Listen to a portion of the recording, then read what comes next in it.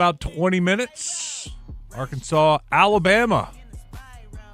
Razorbacks trying to advance, move on. Got off. This is a 25-minute delay because Florida and Auburn went really long. Florida wins at 10-9. So for the second straight day, a long game before Arkansas pushes them back, and looks like Arkansas and Alabama may have a little pitchers duel going up. I just saw the tweet. Robin Herron going for Arkansas. She's got an ERA of 1.86. The Bama pitcher has an ERA of 1.46. And as always, Bet Saracen has us taken care of.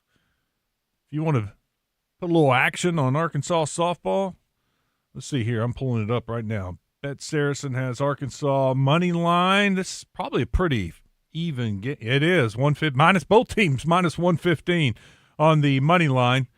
Arkansas, you can take them plus a run and a half at minus 240. That's not great odds. Or you can take Alabama minus a run and a half at plus 175. Should be a low-scoring game with those two pitchers on the mound. The over-under's at 8.5. I like that. Under 8.5 runs scored today, minus 135. May have to log in and get a little action there. Especially with these two pitchers going under. Hold on. Done. We'll have a little fun with this.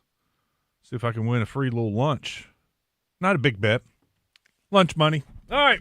What do we got today? Well, we do have some softball from yesterday here from the team. Got Chris Turnage, NFL agent, joining us at 1:30. Get to hear some draft stories, some free agent stories. Got to hear from DJ Withers' dad yesterday, played at Joe T. Robinson. That was Kansas, cool. And he signed a free agent deal with the Dallas Cowboys. So we'll hear from Turnage. Oh, we got to remember to ask him about his umpiring stories. We got off into the umpiring discussion the other day, and Turnage texted me and said, hey, next time we talk, let me tell you some of my umpiring stories from back in the day. So he was an ump. I guess so. Okay. For some reason, I was thinking maybe he's a referee. Football official or maybe even basketball. Yeah. We'll ask Turnage what it was like. 2:10 today. We have Richard Davenport, and, of course, the news this morning came out. Arkansas is hosting a big man, Maper Maker. Like it with the name. Now, his brother played Thon Maker. Thon Maker, yep. And he's got another brother, I think it's McClure Maker. So there's like three of them. Mm-hmm. But, yeah, Thon Maker is he still in, like, NBA, G League, bouncing around? I hadn't heard his name in a long time. Yeah, so and maybe Richard has some details, but I looked up Maper. I guess it's Maper. Could be Maper? I don't know. Maper Maker is what I'm calling him right now. He was a 4-star guy in 2025. Yeah. I couldn't find anything for 2026. Thon Maker is currently playing in Saudi. Okay. Has kind of the similar build, 7 foot, athletic, thin, not a big, but an athletic 7-footer that can, run, jump, finish at the rim, block shots. I don't think he's that big guy that we were looking for, that, a lot of fans were looking for, to be that defensive enforcer down low to keep from getting bullied around, pushed around. But anyway, he's supposed to be coming on a visit. When I Googled his name, apparently he's visiting Memphis right now or today. So he's on a little tour, Memphis to Arkansas, and we'll see what happens. But Richard Davenport joins us at 2:10. Thon Maker, number 10 overall pick, 2016. Wow. Looked like he had a maybe like a 6-year career. A decade ago. I wouldn't have guessed it was 10 years ago when he was drafted. Not 30 yet, though. He's 29. Young guy. Okay. Then at 2:30, Andrew Hutchinson, the latest on the Arkansas tennis saga. He has a story out on bestofarkansassports.com. I read it last night and said, according to his sources, that the Friends of the Tennis program have raised $5 million already. Oh, wow. Okay, well, they're good for a couple of years then. And I mean, really, they're good moving forward. But I'm saying if 2.5 is what the university was looking at to say this is what they're losing, they have already raised twice as much. And sure that somebody would step up for years to come to make sure it stays around. Yeah. Such a bad look. I mean, when I see that, I'm like, why wasn't there a discussion months ahead of this to say, hey, and I was thinking about this when I was working out. It's funny what things pop in your mind when you're working out. You could have gathered the head coaches for all these programs that lose money. And there's all of them are losing money, except for basketball and football. Even baseball loses money now. Used to be, Arkansas baseball was one of the few baseball programs in the country that turned a profit. But when they went up on scholarships from 12.4, whatever it is, to 34 now Arkansas baseball operates in the deficit. You could gather all these programs and go, you all know the landscape we're facing. You know now with the changes in college athletics, in us, by court issued, having to pay these players, that's a $20-something million we got to come up with. We have to come up with some ways to help this athletic department. And all you can say all of them, some of you are in jeopardy of us having to cut your program. I need all of y'all to go out and try to raise some money. And every single one of those programs, they know. These coaches know the people who are their best donors better than anybody. Now, you can argue Hunter Yurachek should know that too. Absolutely. That's where it starts, that Yeah. fundraising. That's a part of an AD's job. I would say in this day and age, Joe, that's his biggest job. I think it's always been the biggest job, but now the landscape may have changed a bit just because of NIL for players. So now some of that focus shifts. Yes. The revenue sharing has changed the game, has changed the landscape, and I agree. It's always been a top priority for the AD. Now it's even more important for the AD. But gather these people up together and go on a crusade to raise money for their individual programs, to donate to the University of Arkansas Athletic Department to help save these programs. And then all of a sudden, think of all that money that he could have raised right there from the individual programs doing just like the tennis program did. I know Tyson is all into golf, and he has made a lot of donations because of golf, track and field, and basketball. But there are other people, maybe not to the extent of John Tyson, but there are others out there who love their whatever sport, and they want to continue to see it at the University of Arkansas and want to see it thrive.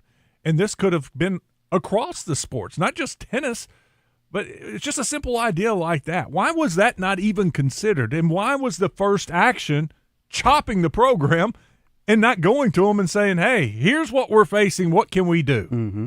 And this could have been done months ago, and it would have been taken care of. But instead, the exact opposite happened, and now they're having to do this after the fact in hopes.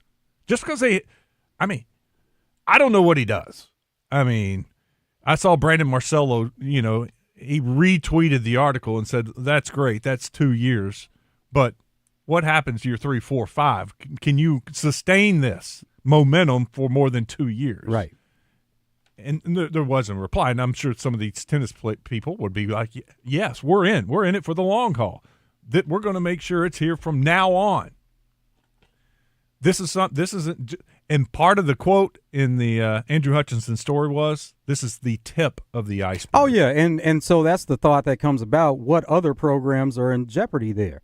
And as far as, gathering everybody, like you mentioned, at least it gives you a step in the right direction, some leads. If you need more leads, like you said, should start with AD, where you would know some of these same people, but that's where you come with a gathering of minds to get more info so that you can resolve a situation that needs to be resolved. It's called being proactive, right? Always. That's always the best way to act.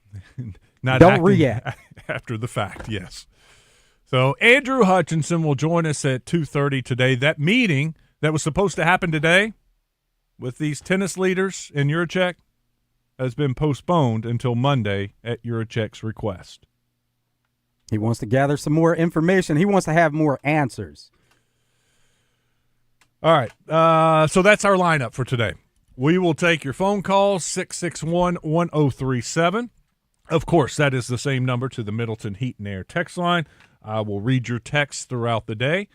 Also, don't forget about the Arkansas Best Chevy Dealers live fan feedback. If you're watching on 1037thebuzz.com or on the app, you can always provide a little feedback there on the Arkansas Best Chevy Dealers live fan feedback. So we welcome your interaction with the show. We love to get you guys involved too. Joe, I got to watch a great NBA game last night. That Philadelphia-New York game was awesome. It was. I went up to Lucci, the new Italian restaurant. Oh, yeah. Sitting there at the bar, and they had the game on. Got nice TVs there. Oh, my gosh. And I just got sucked in. I got sucked into the point where I was like, look at the live bet. I think Philly's got a chance here. I think they got a legitimate shot, and they were like plus 300. Mm-hmm. I was like, all right, give me a little of that. And so then that got me sucked in even more. And then I'm watching the game. Man, quality, really good basketball. I mean, they were getting after it, playing some good defense, although they were shooting the ball. Both teams were shooting the ball really well, made some incredible shots, being well guarded. The former Maverick, Jalen Brunson. He's a shot maker. Dude, at the end of the game, I mean, they knew. Everybody knows who's about to get the ball. And they were all eyes are on him, trying to stop him. And a couple times they had him D'd up, and he still made the shot. Oh, yeah. Like, wow. I mean, tip of the cap, but great game last night. That was a lot of fun. Yeah, he's incredible. And, of course, he's a son of an NBA assistant coach, former NBA player, but was listening to an interview recently with he and his wife, Jalen Brunson, his wife, and they were talking about how they met in high school, and he was a freshman at the time. And so his wife, now, but when they met, she didn't know he played basketball. And so it came out that he played basketball, and she's like, are you on the JV team? And he's like, yeah, whatever. he was a freshman, and he went in. He's been running things that way since early. Wow. He's a baller. No, he was fun to watch last night. The game was fun to watch. So we'll get to more NBA and, of course, highlights with that coming up a little bit later in the show. Let's go to Patrick. He is in Cabot. He wants to join Out of Bounds. What's up, Patrick? Hey, guys. I was just calling in about Hunter Yurachek. I've got a couple of things that I wanted to say. Number one, I am not the guy's biggest fan. Matter of fact, I wanted to see him gone a couple years ago, but I also wanted to say he did some good things because he's much better than Jeff Long was, in my opinion. But the day and age of now that everything is money, it is going to be the athletic director is going to be a short-term thing for the simple fact that there's never going to be enough money. There's never going to be just enough. It's an unquenchable thirst at this point. And, it's really funny to me because I hated to see the tennis team get taken away. I have friends that were directly tied to it. But I will say it like this. It is sad that it took this, but how much better of a way to raise money for something than to tell them that it's going to be cut? Because look how fast that money came in. Now, should it have had to have that? No. If we had a good athletic director, he would have been able to raise those funds a different way. But as soon as he said that, that money's there the next day, it seems like. So, I don't know. It's a double-edged sword, if you will, because money is just, like we all know, the root of all evil, and it's just going to continue to get worse and worse. I just don't see college sports being able to survive with all of this. I think it's going to eventually be a business that is somehow tied to the school, but not like it is now. But anywho, I think it's time for Hunter to move on. I think we need somebody else. For my first reason was whenever the Razorbacks are no longer playing football in Central Arkansas. I understand it's another thing where money is involved, but whenever money is involved, it makes me care a lot less. And I know over the last 4 or 5 years, I have cared a lot less about Razorback sports than I have the 20-plus years before. So I just wanted to have you guys take on that. Appreciate you guys. Thanks, have Patrick. a great day. Yep. Hey, Patrick, to your point about how fast the money came in, it should have never gone public. That's where it should have stayed, that they had that discussion behind closed doors. the money's raised and we never know anything about it, and we're not discussing it right now. Mm-hmm. Yeah, do it weeks ago, months ago. Have this discussion, raise the money, problem solved. Not having to cut, because you can tell them at that point, guys, this is the cold hard truth. This is what I'm looking at. I've got to trim, and this $2.5 million right here, that's the honest truth. What can we do about it? They go out and raise it. Here it is. Boom. Okay, we're all good. Simple. And then Fixed. you wonder what the process was as far as how did it become men's and women's tennis? Like, were there other programs that were looked at? Were they the ones that were losing the most money, so they determined that this is the direction we need to go in? You know, it's a lot of factors there. Yeah. No, I saw the list, and it wasn't the one losing the most money. There are others that are losing more money. Yeah, that's a great question, though. Why tennis? Why did he choose that one? Why not? I mean, women's basketball lost a ton of money. I know you're not going to probably go and cut a major sport like that, although not everybody plays women's basketball, right? Vanderbilt? Is it or no? No, it's not Vandy. Vandy was one of the best women's teams. Who was year. it? I was thinking there was one team. Oh, you're talking about SEC only that doesn't play? Yeah. I thought all was teams, it all of them? Yeah. I thought all maybe I'm teams, thinking softball. They're one short in softball, maybe. Maybe so. Okay. I got confused. Sorry. Yeah, you're not going to cut women's basketball, but there were other programs that were losing more money than tennis. Andrew Hutchinson, that should be a good discussion coming up at 2:30. With the way, this is on the Middleton Heat and Air text line, with the way tennis was handled, will players want to come? That's a good question, too. You would probably have to show that financial security to prove to these recruits that, yeah, if you did come to Arkansas, we're not going to cut the program when you're a junior in 3 years or 4 years. You would have to have a great example for them, a proof of this program is now secure and safe. And then you wonder about the current commits. Are they still – because when they first heard the news, now they're looking in all different directions to see what their next step may be. But are they still available if the program does return? It's Vanderbilt doesn't have a softball program. Thank you, 870. I was thinking Vanderbilt for something. 501 says, preach, Patrick, preach. Eat the rich. Bring the last game of the season back to Little Rock. Now, with the money that they lose coming to Little Rock, unless they found a huge title sponsor that would support that game, why would you come back, right? If you're so desperate, you're having to cut $2.5 million of a tennis program, and yet that was the number they say they lose when they play in Little Rock, $5-6 million. Yeah. You can't play here unless. I think it's more, and of course, money is going to be a big factor in it, but it's more about the way they view it and say that, okay, we can't host recruits, we can't do certain things playing an off-campus game. I think it's more about that, because if they did want to put the effort forward to raise the money, once again, think the money would be there. Maybe it's a money-making thing. Have somebody sponsor it instead of losing $5 million. You sponsor it for 10, and you make $5 million extra by playing in Little Rock. See, there are creative ways of making money. Just got to put your head to it and then execute the plan. We'll take our first break. That's a good way to get started. Arkansas, Alabama getting ready to get started there in Kentucky. It's like Alabama is out in the field, ready to go.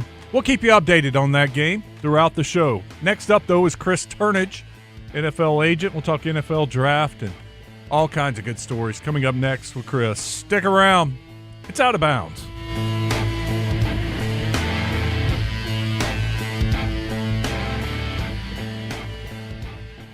The Zone Hotline on 103.7 The Buzz is presented by Jim's Razorback Pizza with 2 locations, Highway 10 past Taylor Loop and just off the Morgan Maumelle exit.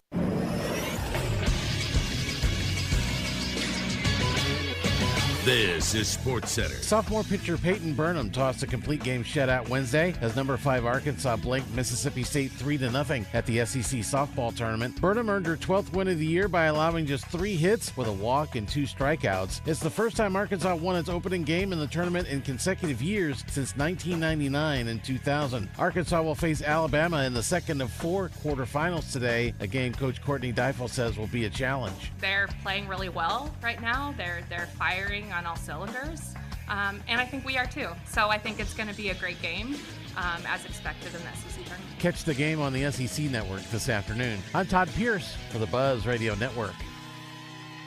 The seasons are always changing, but one thing should stay the same: the comfort of your home. Let the heat and air professionals at BR McGinty keep your family warm in the winter and cool in the summer. Call today.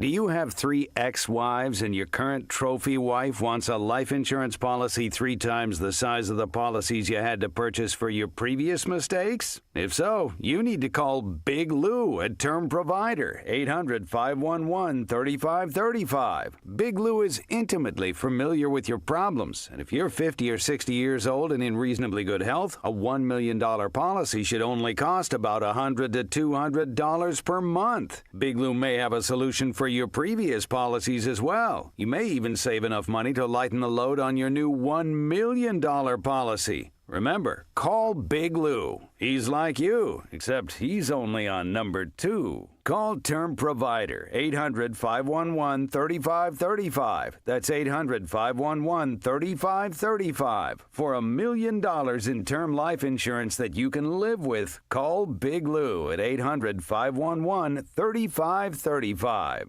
U.S. Truck Accessories presents Match Game on Morning Mayhem. Listen for your chance to play their version of the classic TV game show from U.S. Truck Accessories in Conway and Searcy. Your #1 Central Arkansas source for camper shells, bed covers, spray-in bed liners, and more. Veteran owned since 2002. Online at ustruckaccessories.net. Oaklawn is here for when you want the ultimate escape, all in one place. Check into the luxury hotel. Escape to Astral Spa, the only Forbes 4-star rated spa in Arkansas. Indulge at award-winning restaurants like the Bugler or the Oak Room and Bar, all before having the time of your life at the 24/7 smoke-free casino, where the energy goes all night. Here, excitement and luxury meet under one roof. Oaklawn Hot Springs. Join the fun. Gambling problem? Call 1-800-GAMBLER. This is a special alert to all Americans who own a vehicle with less than 200,000 miles with an auto warranty about to expire or with no warranty coverage at all. Due to a decline in the economy, CarShield is announcing a low-cost month-to-month vehicle protection plan that is now available to the public to save any driver out-of-pocket expenses on future auto repairs. Call now to find out how you can pay almost nothing for covered auto repairs. Yes, you heard that correctly. Pay almost nothing for covered auto repairs. An open phone line has been established for all drivers to call for a free quick quote. Call 800-374-0758 now. Drivers who are covered will not have to pay for covered repairs again. This protection plan is at an all-time low. Additionally, drivers who activate this vehicle protection today will also receive free roadside assistance, free towing, and car rental options at no additional cost. Call us for your free quick quote today. 800-374-0758. That's 800-374-0758. What do you have to lose? Call 800-374-0758. Again, 800-374-0758. Ray Tucker with good news for enthusiasts of Triumph motorcycles. Honda of North Little Rock now carries the legendary classics and cutting-edge rides. We have the Bonneville Bobber, Daytona 600, the TF450X, the Stunning Evo Special Edition, and the Rocket 3 Evel Knievel. You get the idea. Come see us at Honda of North Little Rock, your family fun headquarters. Out of Bounds on 103.7 The Buzz, live from the TruService Credit Union Studios.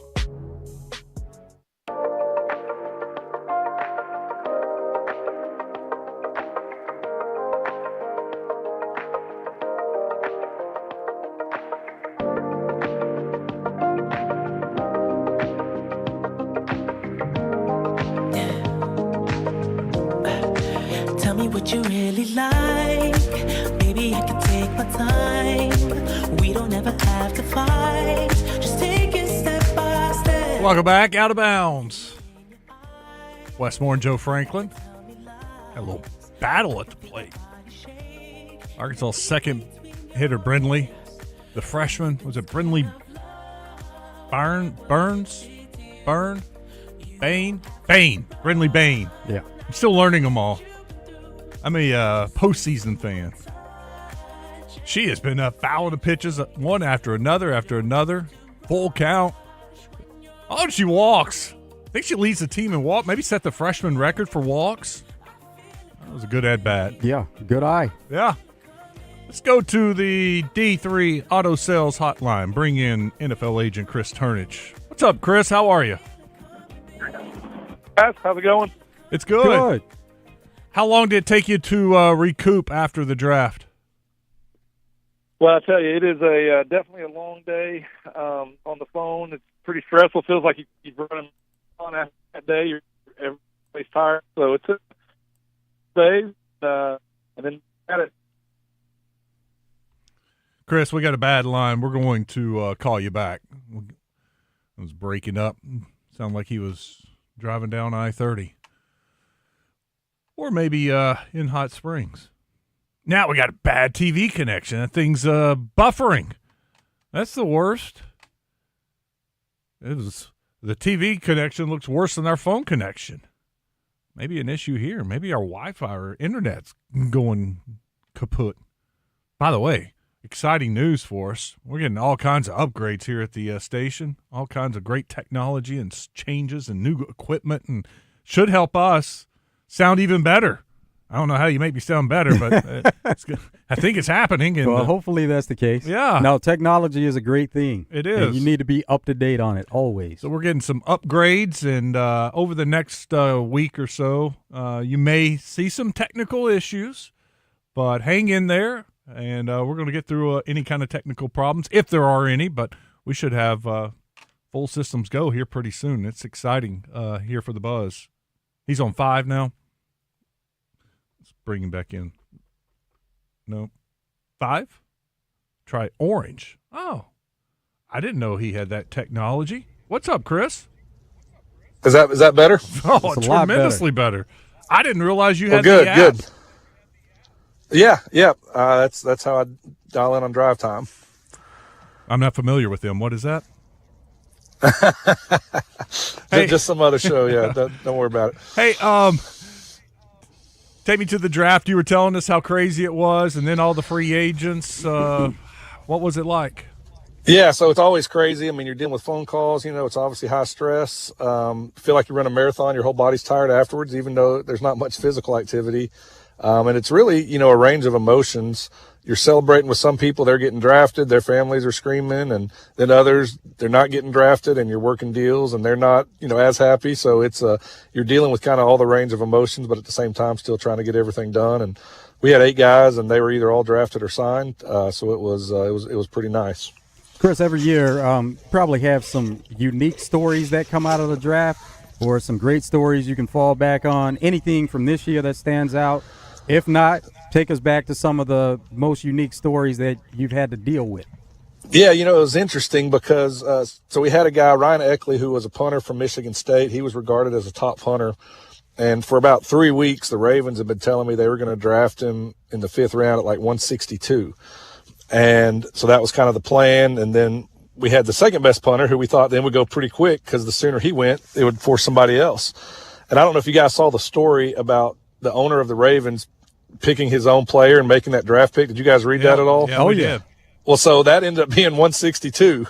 And so the people that were telling me they were going to draft my guy at 162 didn't know about the owner coming in. So they were getting ready to try to draft my guy. And they're like, hey, we're not going to be able to draft your guy here. I'm like, why not? Like, what are you talking about? They're like, well, the owner's making a pick. And I'm like, what? The owner's making a pick in the draft?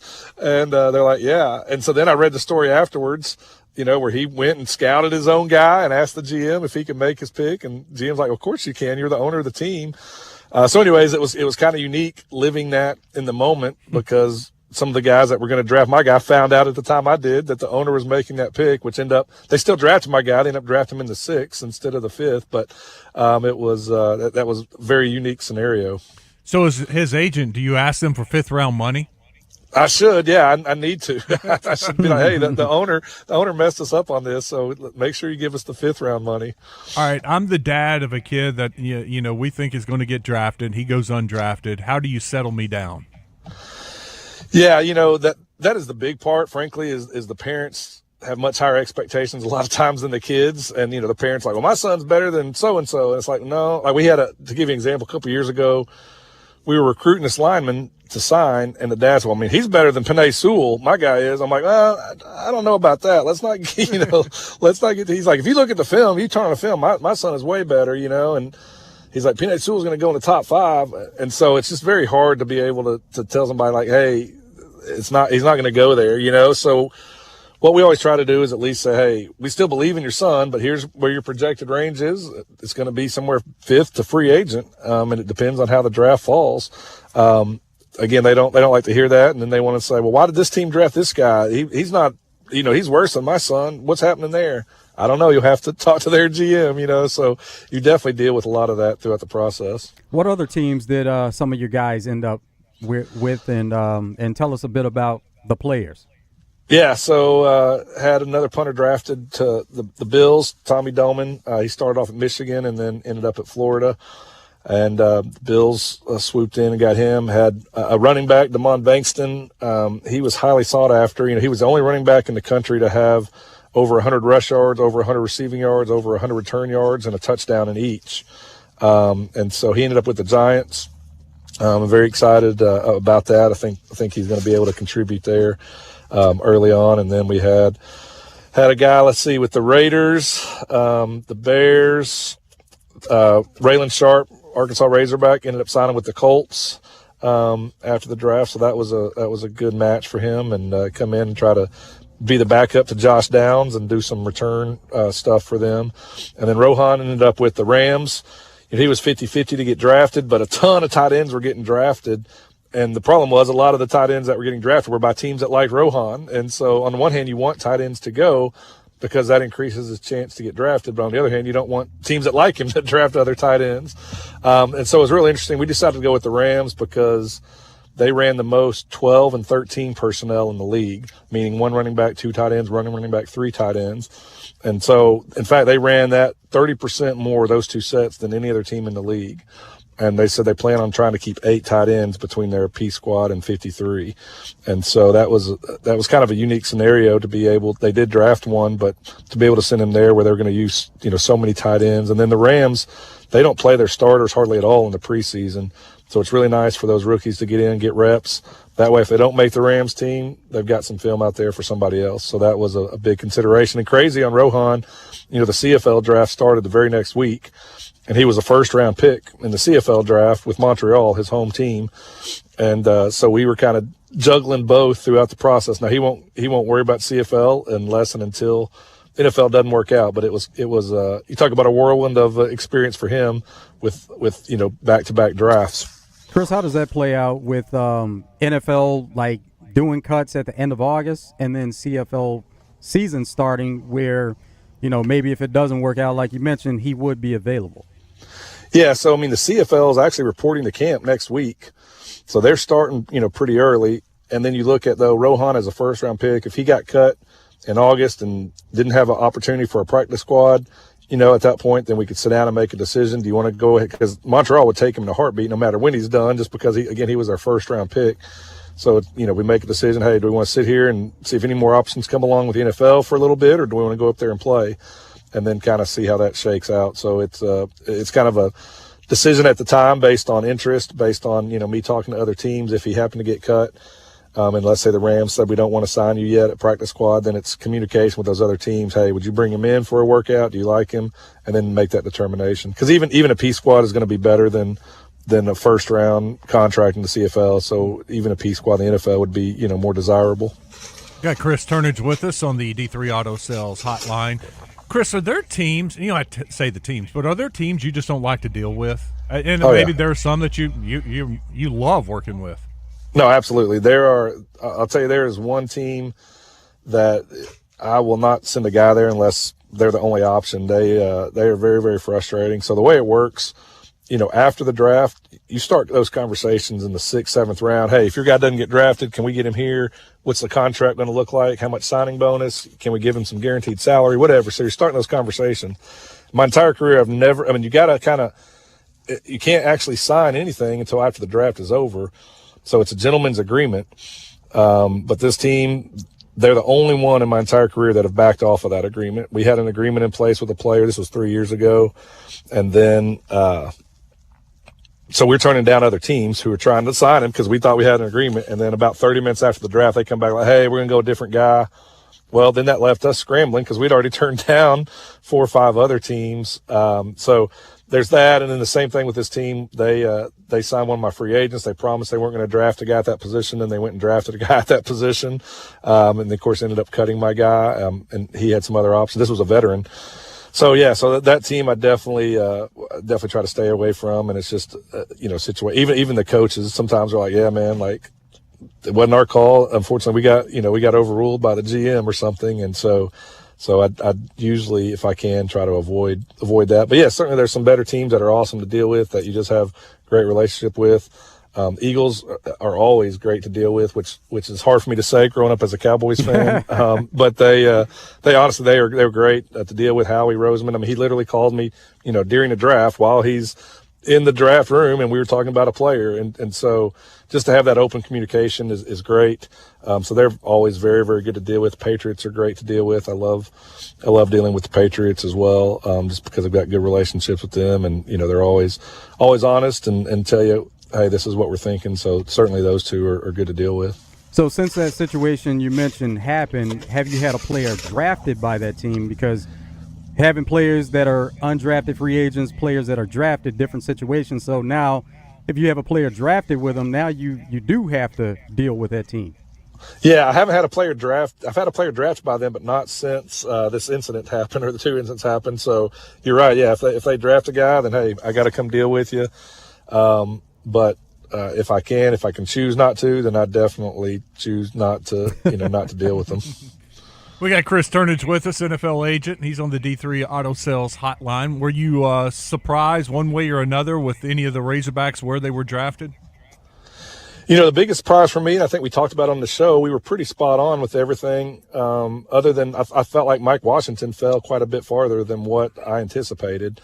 And I don't know, I wasn't there with his agent. I don't know what his agent was doing or what was happening, but I definitely felt like he fell farther than he should have. Other than that, everybody was pretty much, kind of in those spots that we projected as far as with Julian Neal, being in the top 100. And then I did think Mike Washington would go late day two. And then, with Carmona and Taylor Green in the 6th there for Taylor. So yeah, I thought those were all right about where. And then, we talked about Campbell and Xavier Sorey being free agents, and that's ended up what happened. And so yeah, I thought it was about spot on, other than Mike Washington being lower. What do you think about the situation Taylor's getting into at Cleveland with the other quarterbacks?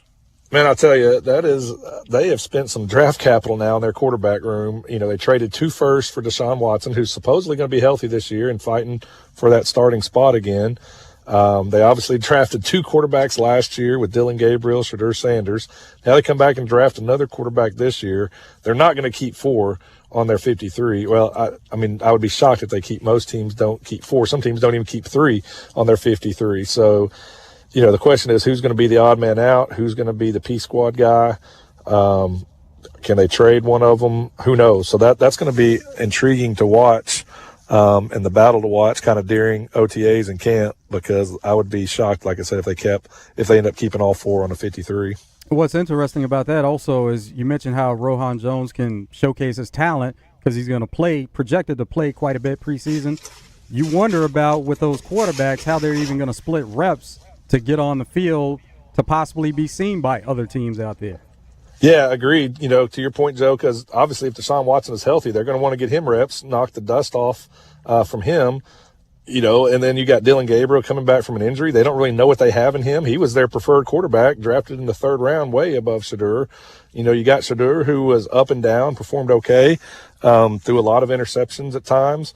And then now you've got Taylor Green, who's the most athletic of the quarterback group for sure. But obviously everybody knows, still has some issues with decision making and interceptions and turnovers. So yeah, that's a great point, Joe, is who's going to get the reps and who's going to be able to showcase themselves to maybe get picked up by somebody else if they did get cut.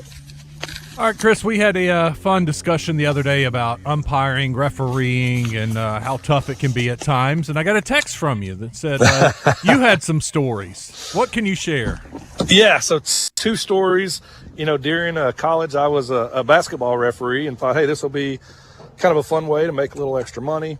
And one of my friends was doing it. He had done it for a little while, so he was much more experienced than I was. So you start out, when you're a ref and you got to start out doing the 8th grade girls games and 6th grade girls games on a Saturday just to get your hours in.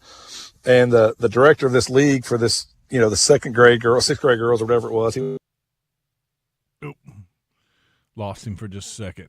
We'll see if he doesn't come on back. Hey, by the walk way, every there single you go. time. Try to let it slide if you can. I got you. Hold on. And so you broke up for just a second. Can you hear me? Yeah, you Or did I broke lose up. you? Yeah, we Okay. lost you for a Well, second. he's you just said, mentioning how in youth Oh, sorry. I basketball, think I had a call. they travel quite a bit.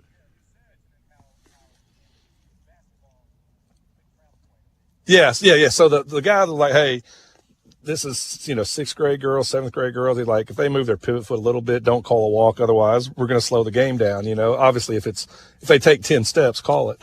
So, we're sitting there and there's this parent in the stands, call the walk. That's a walk, ref. Every single play he's yelling. And so, finally I stopped the game and I said, so I can call a walk on every single play and it's going to slow the game down. He's like, well, my daughter's not walking. I said, all right, well, that's great. And the whole fans, though, kind of turned against that guy. So they were booing him when he was yelling at me because they were like, yeah, let's just keep the game going.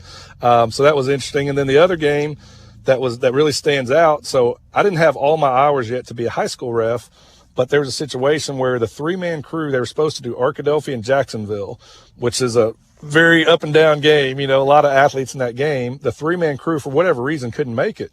So they called my buddy, who I was just mentioning, and said, hey, do you have somebody? We've got to have somebody do this game.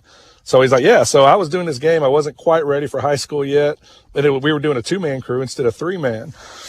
And so I never will forget, the Jacksonville coach was on me. He was riding me. He's like, son, is this your first basketball game to ref? And I said, yes, sir, it is. And then he just shut up. He didn't know what to say after that. And then kind of left me alone a little bit, so I always think of those two. But certainly, parents have, you guys are talking about this. they get out of control at times. It does get a little crazy just because they feel like that's the nature that you can just, and certainly, look, I yell at refs all the time for sure, but I think it's just when it's over the top and, you start getting the personal attacks and those kind of things.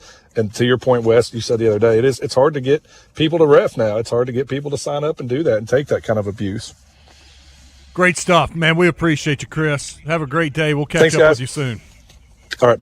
Chris Turnage with us on the D3 Auto Sales Hotline. Let's take a break. We'll come back. We'll open it up to you, 661-1037. Arkansas, what a play by Bama. And then they threw it away. But Arkansas has a runner on first. Second baseman just made a diving stop. Thought Arkansas was going to have runners on first and second with 2 outs, or 1 out. But she made a great play, tosses it to the shortstop.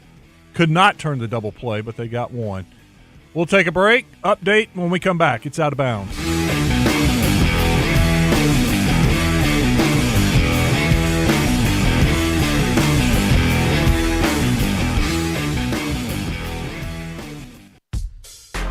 FanDuel, in partnership with Oaklawn Racing Casino Resort, is now available in Arkansas. Right now, new customers can bet $5 and get $150 in bonus bets if your first bet is a winning bet. That's right, turn $5 into $150 in bonus bets just for getting started. FanDuel makes it so easy to get closer to the action. From player props on all your favorite stars to all the tools you need to back them up. It's everything you need all in one app. So don't miss your shot. Head to FanDuel.com/Arkansas to get started. FanDuel, an official partner of the NBA and Oaklawn Racing Casino Resort. Play your game. 21 plus and present in Arkansas. First online real money wager, only $5 first deposit required. Bonus issued as non-withdrawable bonus bets, which expire 7 days after receipt. Gambling problem? Call 1-800-GAMBLER. Did you know that CertaPro is so much more than just painting? CertaPro also provides expert carpentry, sheetrock repairs, deck and fence staining, and durable concrete coatings. One company, more solutions, beautiful results. Call CertaPro Painters today or schedule your free estimate at CertaPro.com. That's Certa with a C. At Target, Finding something for every kind of mom and every side of mom just got easier. Does she love fashion? Take 20% off select women's clothing and accessories and find a dress she'll love to wear. Is she into the outdoors? Freshen up her favorite spot with up to 40% off planters, pillows, and poofs. Or keep it classic. Fresh tulips for just $12 and a Dossier fragrance trio for $32. Whatever mom is into, we've got it. Celebrate mom her way, only at Target. Restrictions apply. Sound familiar? At Mattress Firm, we understand there are many problems that can keep you up at night, like snoring, aches and pains, or sleeping hot. Our sleep experts have the unrivaled know-how to match you with a mattress that can help. And now at Mattress Firm, save up to $700, plus get a free adjustable base with select Sealy Posturepedic mattresses. For the great sleep you deserve, visit Mattress Firm. We make sleep easy. Restrictions apply. See store or website for details.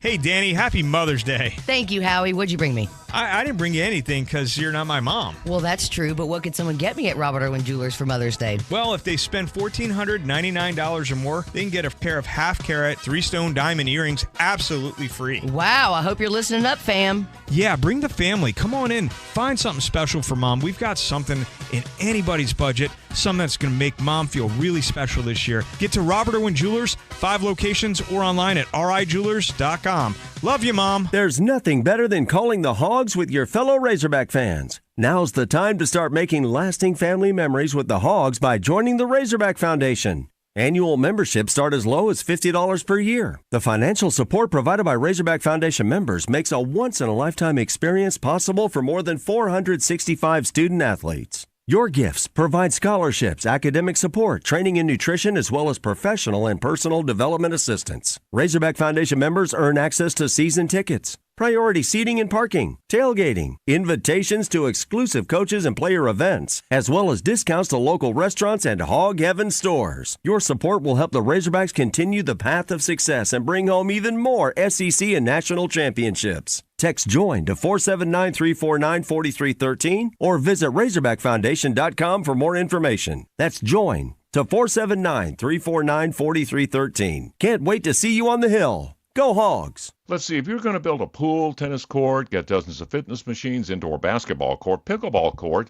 it's going to cost you about $12.3 million. Don't have it? That's okay. Join the Little Rock Athletic Club or Racket Club. People will witness the fitness. Out of Bounds on 103.7 The Buzz. Live from the TruService Credit Union studios. TruService Credit Union, your headquarters for auto loans. With TruService, no payments for 60 days and rates starting as low as 3.99 APR on new, used, or refinance your current auto loan. TruService.net for pre-approval. Your auto loan experts.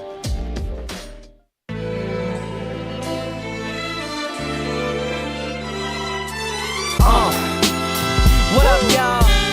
Yeah, soundtrack, what's poppin', baby? Woo! Y'all ain't know, I go by the name of Lupe Fiasco, representing that first and 15. Yeah, Back at it. Final segment of our first hour. If you want to join us, you can do that now. 661-1037. Nothing going for Arkansas. Still scoreless. Arkansas, Alabama at the SEC tournament going to the bottom of the second inning. Alabama did get a runner on in the first off Heron. Pop up. Shortstop had to back up in the outfield and battling the sun. It hit off her glove. She got a double, but Heron got out of that little jam. Arkansas had a base runner but could not score in the top of the second. So scoreless, bottom of the second. There in Kentucky. Let's go to the Middleton Heat and Air text line. 501 wants to know, did Chris Turnage represent the cornerback drafted by the Seahawks? He did not. Julian Neal was not one of his clients. That was good to see, though. I was happy for Julian Neal. I think that's just seems like a natural fit. Big cornerback going to Seattle. Perfect. We have breaking NFL news on a corner, Kenny Moore, who Colts corner. He was seeking a trade. Well, they couldn't find a trade partner, and they're just releasing him. Oh, my. So he's out there on the free market for any team to go grab him. Wow, that's significant. Oh, yeah. It's kind of surprising that they couldn't find a trade partner. something. Yeah, he's had some pick sixes in his career. Very good corner. Maybe an issue with the contract demands. Yeah, probably so. And so that way, there's a team, they didn't want to necessarily trade for him and pick up on the contract, but they can just get him in the building and they can get a new deal done. Yeah. All right, let's see here. In the business world, nobody wants to support a loser. You don't hear about stocks doing really well and the company is doing really bad. The last few football seasons I've been able to do things on Saturday because I'm not tied down to watch the Razorbacks get their heads torn off. It's actually been refreshing. Talking about the college. That is one of our callers talking about it's become a business. No, it's always been a business. In the past, Arkansas was in the business of turning a little bit of a profit with the athletic department. They would donate money to the university. They were one of the few programs that would do that. It was like $1 million or $2 million or $5 million a year that they would donate back to the University of Arkansas. Well, now times have changed dramatically, and now the University of Arkansas is having to help the athletic department. Alabama got a little something going. I think they had a leadoff walk, and then they just tried a sacrifice bunt to get her over to second base, and the runner was called safe at first. Ooh, and she is safe. So first and second, nobody out for Alabama in the bottom of the second. So now she flew down that line, She was fast.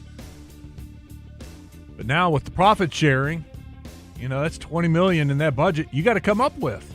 So yes, it is a business. You got 20 going out, you better get 20 coming in somehow, or find ways to cut and shave so you're saving money elsewhere. But no, it is definitely a business, but it's always been a business. We'll get back to the Middleton Heat and Air text line in the second hour. We got the Razor Hog update. We got Richard Davenport calling in with a recruiting update. We'll talk some football and basketball with Richard. 2:30, Andrew Hutchinson, bestofarkansassports.com. We'll get the very latest on the tennis saga at the University of Arkansas. All that and a whole lot more coming up in hour number 2. Stick around. It's Out of Bounds.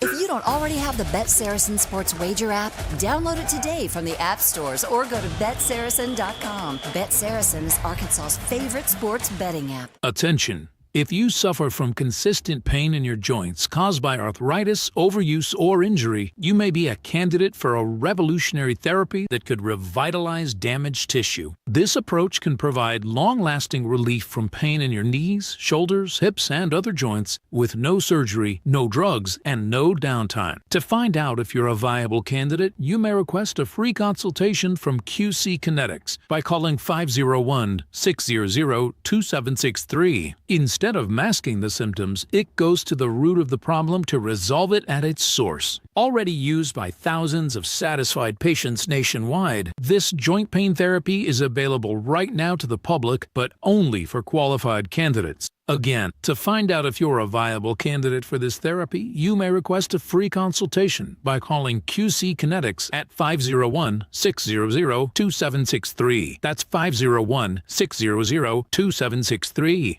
Sports talk and entertainment. I can't understand you food in your mouth. That'll put a smile on your face. I'm being serious. I can't understand a word you're saying. KABZ Little Rock. Buzz News with KARK's Gary Burton Jr. Arkansas state income and corporate taxes has finally been reduced. Governor Sanders signed the legislation into law yesterday. It cuts individual income tax by 2/10 for anyone who makes more than $26,400. The cut is retroactively in effect from the start of this past January. It's the same rate for corporate taxes, which goes in effect January 1st of next year. Governor Sanders also signed another bill increasing homestead property tax credit. And the Jefferson County Sheriff's Office is warning about a text message scam. They say scammers claim you have an outstanding traffic ticket. They try to get your personal information by hoping you click on the link in the message. Scammers threaten to arrest you, suspend your license, or fine you if you don't send them money. If you get a message like this, delete it and report it to the police. For the Buzz Radio Network, I'm KARK's Gary Burton Jr.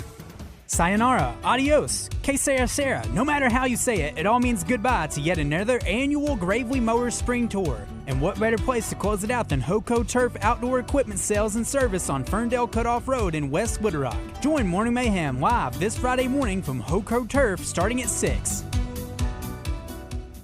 Weather from the Fletcher Weather Center with KARK's Pat Walker. We can expect a mostly sunny sky today, a beautiful day, no rain in our forecast. It will warm up a little bit, up to 70 today. Tonight, clouds come back, but still cool, mostly cloudy, a low of 52. Hey, becomes mostly sunny for Friday and will warm up to 78. For the Buzz Radio Network, I'm meteorologist Pat Walker.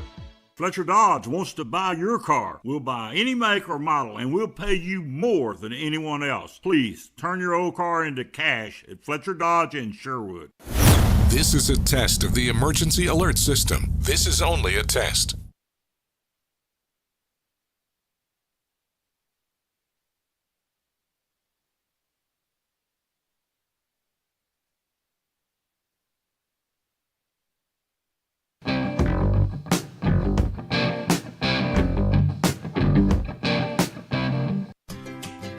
What's on tap? Brought to you by Flyway Brewing. It's always open season at Flyway Brewing, serving 2 Central Arkansas locations, North Little Rock, and now open in Breckenridge Village. Check out current promotions at flywaybrewing.com. Flyway Brewing. Follow the migration. We encourage you to wet your beak responsibly.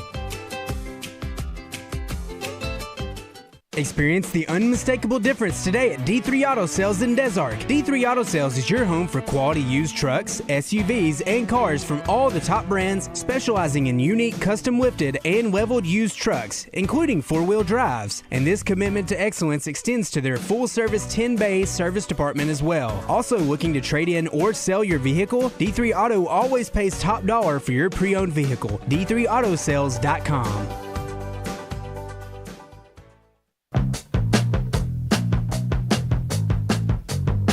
Ray Tucker with good news for enthusiasts of Triumph motorcycles. Honda of North Little Rock now carries the legendary classics and cutting-edge rides. We have the Bonneville Bobber, Daytona 600, the TF450X, the Stunning Elvis Presley Edition, and the Rocket 3 Evel Knievel. You get the idea. Come see us at Honda of North Little Rock, your family fun headquarters. I'm Alan LeVar. For 30 years, my team and I have helped injury victims across Arkansas.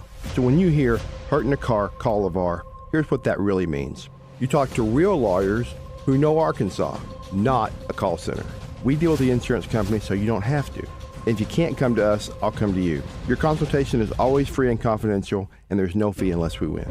Hurt in a car, call LeVar. Arkansas strong for 30 years and ready when you need us. LeVar Law, Injury and Accident Lawyers. Arkansas built, Arkansas trusted. In Radio Extra Point with Harry Douglas. For the Cleveland Cavaliers, something's missing, and it's missing in a massive way. When you look at on paper, they should be able to make something shake and be able to close out some of these situations. And it was late in the fourth quarter. It was 93-93. James Harden had just got fouled at the three-point line, hit 3 free throws, but then comes down, and Jalen Duren has a big block. And Cade Cunningham, I thought he played a really good game and was so under control, getting into the lane, getting into his spot multiple times, 3 times in a row to be exact. And next thing you know, the Detroit Pistons are up by 6 points. But the Cleveland Cavaliers, man, I get it. James Harden, he wasn't the best. Donovan Mitchell didn't have a great game or that great moment that we were expecting him to have. And Evan Mobley has to be better too. They're going to have to find a way to get it done, though. But it's going to be hard because the way Detroit is playing right now is saying that, guys, we're the number 1 seed for a reason.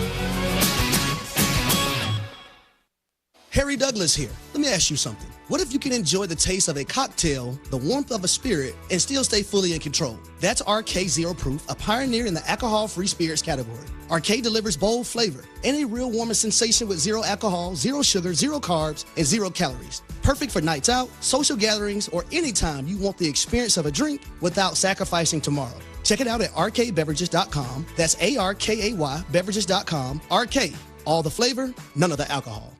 Harry Douglas here. PayPal is now the official peer-to-peer payment sponsor of the NFL, which means all the money moments that fandom creates, whether they're splitting tailgate costs or chipping in on tickets and game day food between friends, are covered. Wherever the game is played or watched, PayPal moves with fans. You can send money through text, email, or directly to friends with eligible accounts on Venmo. Just download the PayPal app and share all the moments that matter. Account with PayPal is required. Not available in all regions where PayPal operates.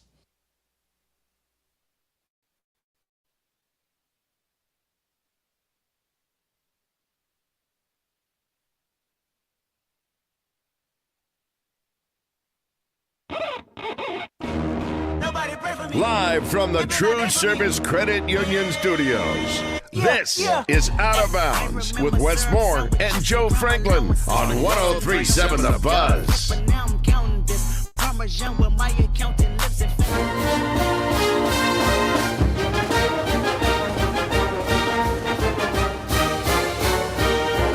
All right, it's time for your Razor Hog update.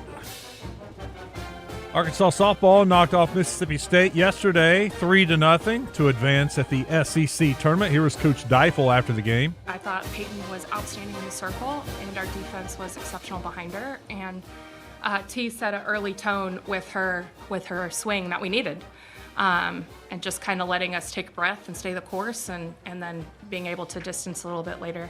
Mississippi State's an excellent team. Their pitching staff's elite.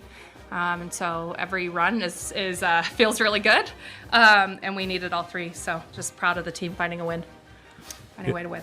T is Tiana Bell. She hit the home run, her 15th of the season, to give Arkansas a 1-0 lead early. It just made us sort of comfortable, like, okay, we got one, we can get more, and it just kind of let us, I wouldn't necessarily say coast, but, sticking to the plan, and, if one doesn't fulfill or succeed at the plan that we were going for, the next person is going to do that. And I think me getting ahead early was like, okay, if T can do it, we're all going to do it. Peyton Burnham was awesome. Complete game shutout. Yeah, I think just getting ahead early and attacking the zone, trusting the defense behind me. I mean, they've made that happen for me. And then the offense obviously coming up clutch whenever they needed it. But yeah, just trusting my stuff to the zone, trusting my defense, and just spinning it. Arkansas is playing Alabama now, and Coach Deifel knows all about Alabama, how good they are. Yeah, I mean, it feels like a lifetime ago that we played them. It was at the beginning of our SEC slate, and I feel like we're a different team now. I feel like they're a different team now. We've gone through quite a bit since then, and so they're playing really well right now. They're firing on all cylinders, and I think we are too. So I think it's going to be a great game. As expected in the SEC tournament. It has been a great game so far. They are now in the top of the third. Arkansas is batting, no score. Robin Herron got out of a little bit of a jam there in the bottom of the second. The first two runners got on base, but she got a couple fly pop-ups and then struck out the last batter looking. That was great to see the response. Yeah, that's what an ace does, right? When you get in a little jam. We saw Alabama. Arkansas's had a runner here or there, but not able to do anything against this pitcher, possibly the SEC Pitcher of the Year. I saw that graphic up on the SEC Network a little earlier. But you have two aces going at it, and as you would expect, a scoreless game in the third inning with Arkansas batting 2 outs, nobody on. Arkansas baseball takes on Oklahoma this weekend, and Arkansas released its pitching matchups, kind of. Friday, Hunter Dietz. Saturday, TBA. Sunday, TBA. Oh, okay. Usually it's just that Sunday that's kind of hanging in the balance. Yeah, we've seen Gabe Gackle pitched on Game 3. Cole Gibbler, the other G. Cole Gibbler has been the Game 2 pitcher, but at the Swatters Club on Monday, Coach did say that Gibbler, if they need him, they will use him on Friday. If it's one of those situations, that they're in a who knows what that situation would be, but they're not going to just say, hey, he's pitching on Saturday right now. It's all hands on deck for Game 1. If he doesn't pitch, then I would expect Cole Gibbler in Game 2. And if Gabe Gackle doesn't pitch in Game 1 or Game 2, then I would expect him to pitch on Sunday. Who knows what happens between now and then, and that's why they're keeping their options open. Oklahoma, by the way, their pitcher Cameron Johnson, he's really good. 6-1 this season. His ERA is 2.96.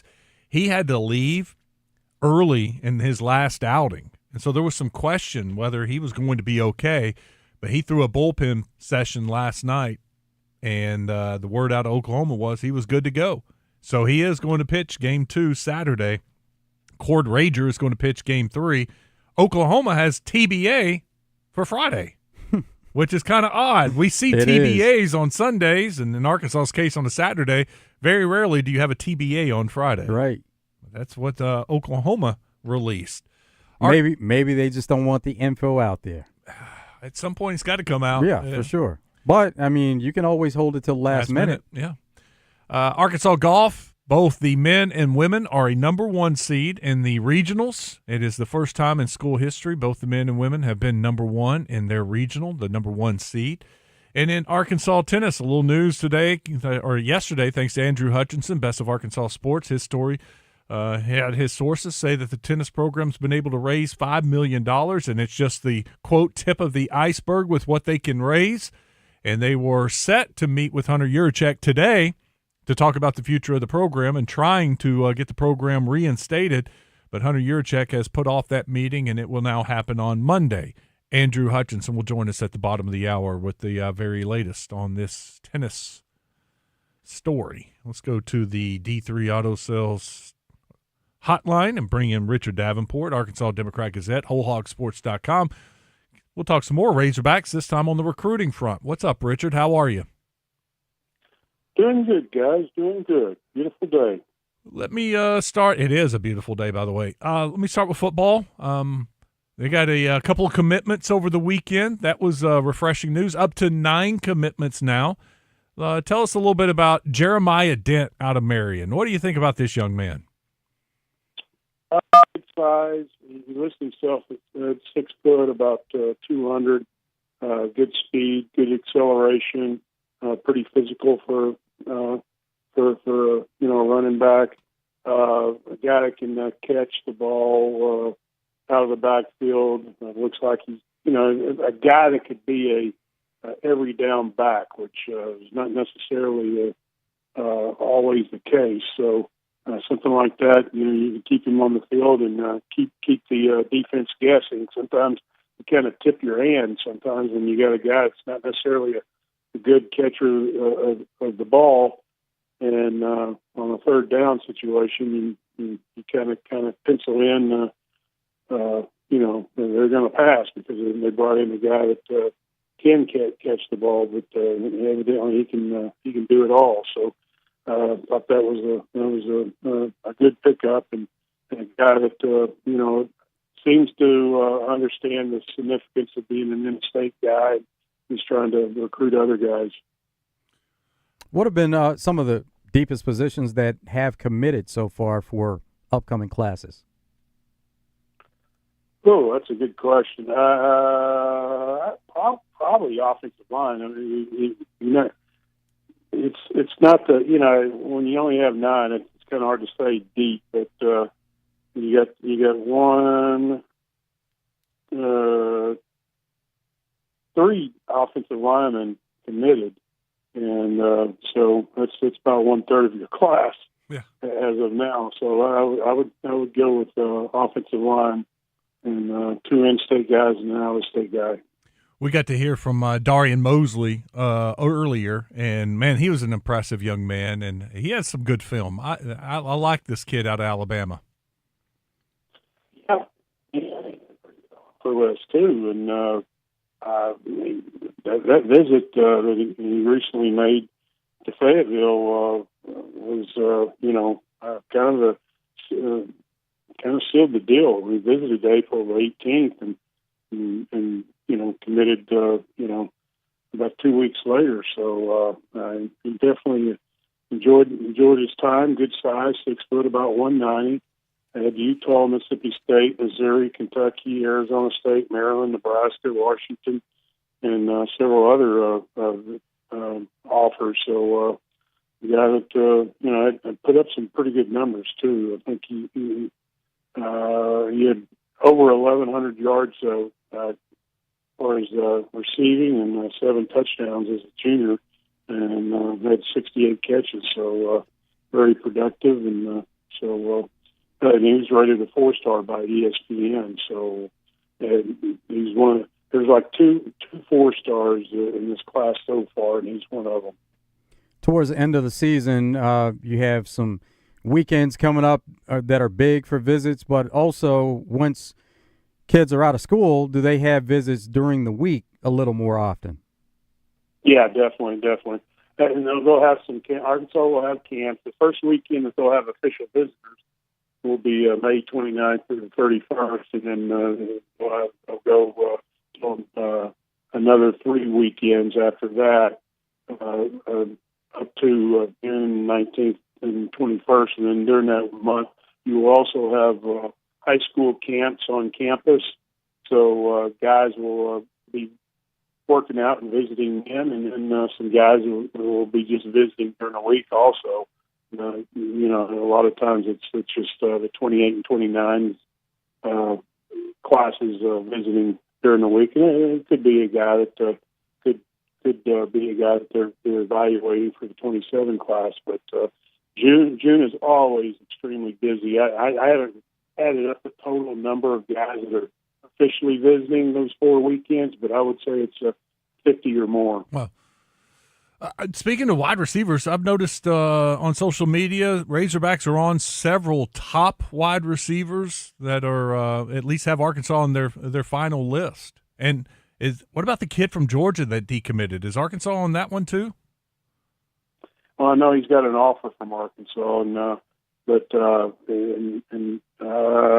was his name? Aiden. Trying to look. But anyway, I know Miguel Whiteley is a guy that they're hot and heavy on. He's a 4-star receiver who plans to make an official visit to Arkansas, but somebody to definitely keep an eye on. But Alvin Mosley, he's another one. Yeah. He's down to Texas, Ole Miss, Houston, and Arkansas. He says he's going to announce June the 26th. So he'll get his official visits in and then make a decision shortly after that. Starting to hear a lot of schedules about players when they're going to make announcements at this time also? Yeah. Most of the time it's late June or sometime in July. I've already seen some guys that are already penciled in July the 4th, which is always fun. Of course, trying to celebrate and keep an eye on social media to see when they're committing. But most of them happen late June. Some will happen earlier in June, but most of them late June and then July, and some may trickle in come August. But you usually have your recruiting class pretty much sealed up by the end of August. So, like I said, it'll be busy for visits and stuff like that and camps in June, and then a lot of decisions, announcements, and stuff like that the following couple of months. Are you still hearing from players that plan to, I guess, make their announcement after the season? Are you starting to hear from some of those around this time where they just say, okay, I'm going to go through the process and I'm going to make an announcement after the season?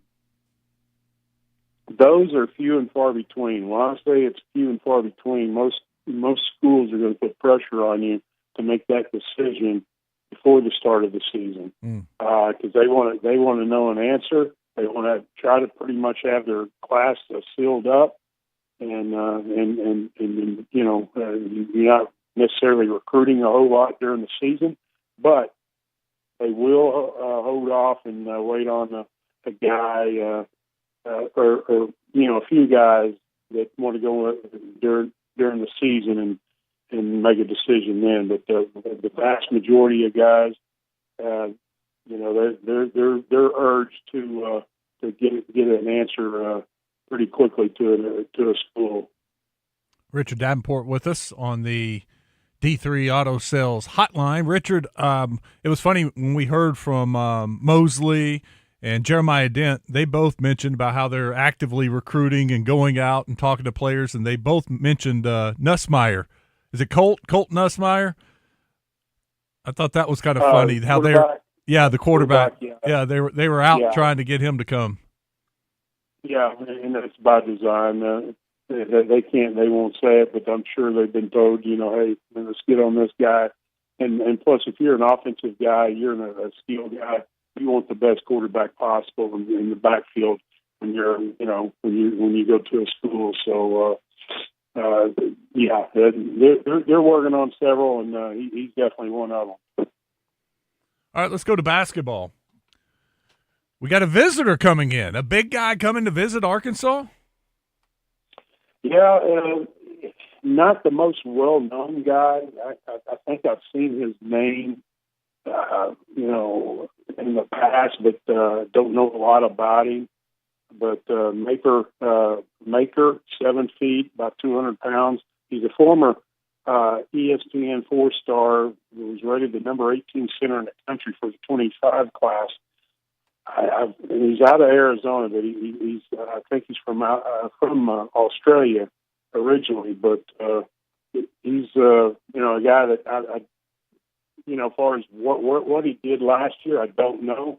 Some people said he was attending prep school last year, and other people were saying he I was watching the softball game. Sorry. Yeah, me too. I just scored.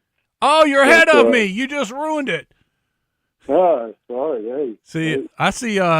We just had the triple, the misplay out in the outfield, and Arkansas has a runner on third with 1 out. I'll go ahead, since I spoiled it for you, the wild pitch, and she was able to run it in. Wow, you're way ahead. I'll tell you when it's about to be official. We're special up this way, man. It's a foul ball. It's yeah, an you're 0-2 about a count. minute ahead at least. You're way ahead. Yeah. I wonder if we've hey, okay. The game's over. The other 3 innings have already been played. Yeah, it still hasn't happened here. That's how far ahead you are. No, it still hasn't. Okay, no, it's a ball. May have some breaking news. If we keep talking. We got a batter up. It's 0-2, so the pitcher's got to come in with a strike. So maybe she'll get something good to hit. And that pitcher was lazy trying to get to the. Didn't even try to go to the home plate. Wow. To try to help the catcher out in that situation. And she'll probably get her ears roasted when she gets back to the. Well, she has dominated Arkansas all season. She's already pitched against them twice in the regular season, and now this is the 3rd time, and she's awesome. There it is. Finally. No, that's not it. She didn't score. We still have not had the wild pitch. Saw the ball in play. So I'm couple of batters behind. 3 minutes ahead of you guys. Yeah, couple of batters behind. Yeah, we are. We just had the ground ball to short, but the runner on third couldn't score, so there's 2 outs, and it's looking bleak. You're like, gosh. Well, yeah. Okay, they had the graphics wrong on the batter that was up. They had a 0-2. Actually, she's 0-3, so she walked. So 2 outs and 1 on the first. So that's where we are right now. You need to know anything else? Well, no. I'm still waiting for the wild pitch and the run to score that happened about 3 minutes ago up in Northwest Arkansas. Jeez. I lost my train of thought, and you did too. We were talking. Oh, basketball. This Maker guy. I was trying to find where he was last year, and I couldn't find it either. Wild pitch. There we go. I looked. Some guys on the message board were saying he's at a prep school, but I text somebody on the national level, and this person didn't know where he played last year. So it somewhat of a secret, I guess. Maybe it was a gap year. He just took a year off.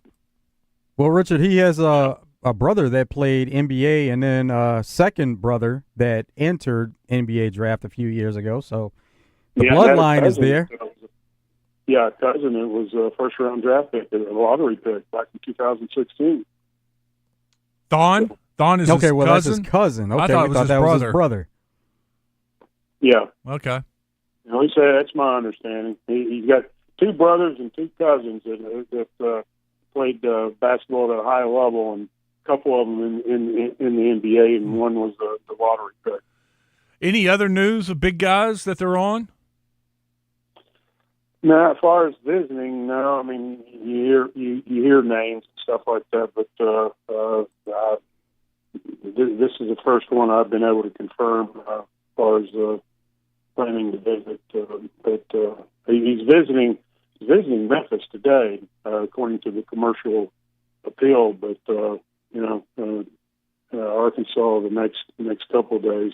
Where are you guys at on the baseball game, the softball game? 2-0 count. Still, she hadn't scored? Oh, yeah, she finally scored. Yeah, she finally scored. All right. Yeah, and I saw what you saw. The pitcher didn't even cover home plate. She was mad at herself for throwing a wild pitch, and the catcher tried to scramble back. Pitch, you run up to the plate, man, especially with, the base is what, they're 45 feet? Yeah. So, yeah. Take your scholarship. She's the SEC Pitcher of the Year, probably. I think they're going to just remind her. You can do it, Albert. Yeah. RD, thanks, man. Take care. We will talk to you next week. All right, see you guys. Later. Now, did you say this is McCore Maker? What's his first name? Maper. Okay. Or Mapier or Mapper. Hey, they have a family that is entrenched in sports all through. Not only basketball players, soccer, Australian rules football, like there's a bunch of athletes in their family. Wow. We'll take a break. When we come back, we're going to talk a little bit about this tennis situation. Andrew Hutchinson, bestofarkansassports.com, has a good story out right now of how the tennis family has been able to raise approximately $5 million, and they said that's just the tip of the iceberg. Very latest on it when we come back. Stick around. It's Out of Bounds.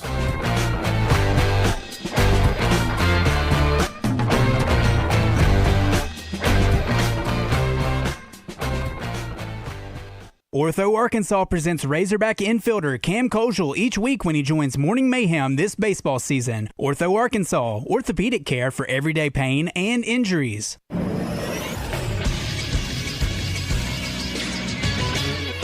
This is Sports Center. After Wednesday's game was rained out, the Arkansas Travelers will resume their series against the Tulsa Drillers tonight. Right-hander Ryan Hawks takes the mound for the Travelers. He's 2-2 so far this season with a 3.24 ERA. He'll be opposed by righty Patrick Copen, who's 3-0 on the young season with an 0.96 ERA. First pitch is scheduled for 6:35. Stephen Davis will have the Visit Hot Springs pregame show starting at 6:20 on 106.7 Buzz 2. Sticking with the Texas League, the Northwest Arkansas Naturals scored 4 total runs in the first 2 innings against the Frisco Rough Riders yesterday, then scored 5 more in the 5th to pull away for a 9-2 victory in Frisco, Texas. I'm Todd Pierce for the Buzz Radio Network.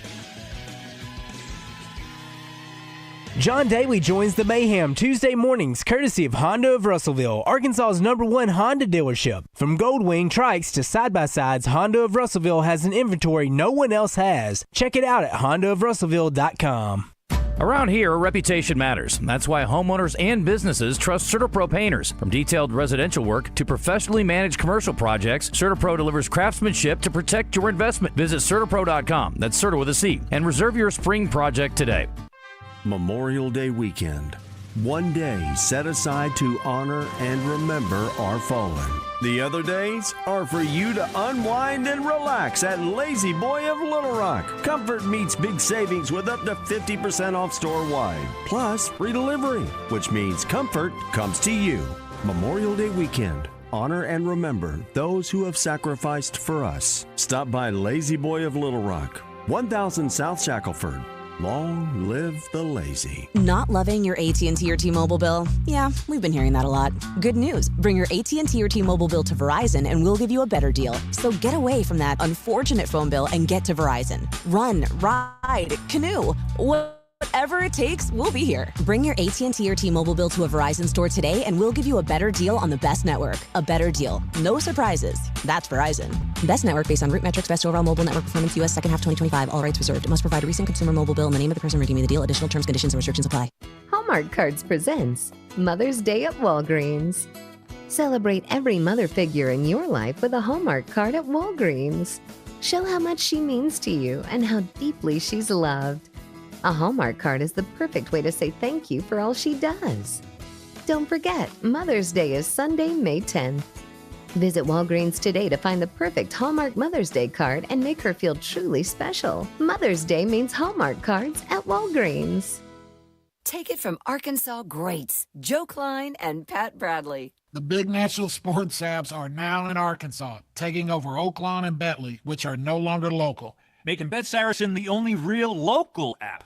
Still Arkansans' fan fave. Plus, Bet Saracen is still the official sports betting app of many of the state's colleges and universities. Bet Saracen, built by Arkansans for Arkansans. Bet with Arkansans. Bet with Bet Saracen. Gambling problem? Call 1-800-MY-RESET.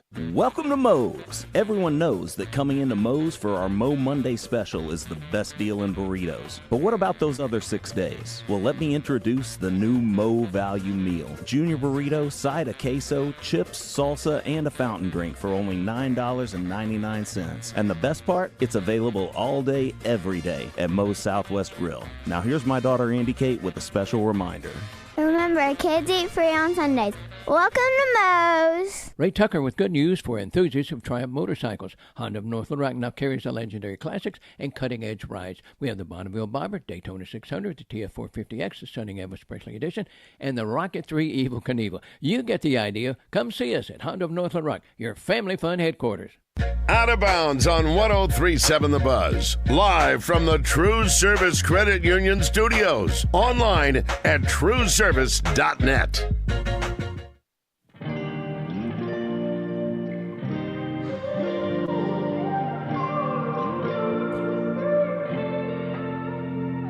It's beautiful, it's bittersweet. It is Out of Bounds. I'm Wes Moore. He's Joe Franklin. He's getting Andrew Hutchinson on the phone right now. I'll give you an update. I have fast-forwarded to the TV and got caught up to live, or as live as we're going to get it. Arkansas leads Alabama 1-0. We're in the bottom of the fourth inning. Alabama's batting. Robin Heron has struck out another batter. She struck out the side in the third. And I think she just struck out the first two batters in this inning. She did. That was a called strike. This is a swinging strike.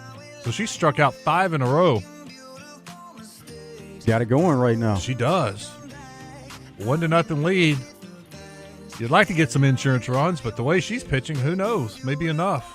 Let's bring in Andrew Hutchinson, bestofarkansassports.com. He joins us on the D3 Auto Sales Hotline. He's got a great story out on the tennis saga. I keep calling it the tennis saga. I think that's the best way to put it. Ooh, good gosh, she got a hold of that, and just like that, the lead is gone. 1-1, Alabama solo home run. Andrew Hutch, great job with that story with some of your sources. It's a wild story. There's so many layers to this that it's hard for me to understand at times. But give us an update. What's the latest? Yeah, so I mean, as I reported yesterday, the alumni and tennis supporters are not going away quietly. This is something that I think we all knew was coming based on just some of my early conversations with folks, and they have been hard at work fundraising. Even though I know in the press release that Arkansas put out, they said that this is not something that fundraising can sustain. However, they've already raised more than $5 million, and I've heard that it could be, significantly more than that. $5 million is just the last specific number that I heard, and that's pretty impressive considering they've only been doing this for a couple of days. They were supposed to meet with Hunter Yurchek this morning and kind of present this plan and what they've fundraised and everything. However, that meeting was postponed, been pushed to Monday, so I'm not entirely sure. I haven't been able to figure out exactly why it was postponed. So we're kind of still in that waiting game, but it's impressive. That's the number one takeaway I've got from this whole thing. It's just how much money they've been able to raise in a short amount of time. It's pretty eye-opening. Do you think a possibility as far as why it was postponed is Hunter is trying to gather more information, maybe have some answers to them, because they're going to come with not only their info, but maybe some questions as to why it happened the way it did. Yeah, that's possible. But then again, I mean, we're almost 2 weeks removed from the announcement, and however long this was in the works beforehand, like you'd like to think that a guy like Hunter Yurchek would have those answers by now. So I don't know if maybe and I mean the other thing too is just to give Hunter some credit. I mean, he is a Division I SEC athletic director. Things are always, I can't imagine how busy he is, things popping up and everything like that. So, he could have had just something else pop up that he had to reschedule. But I would imagine if it's, fact finding and things like that, I mean, surely he's already done all that. I mean, that's just my gut feeling and my opinion, though.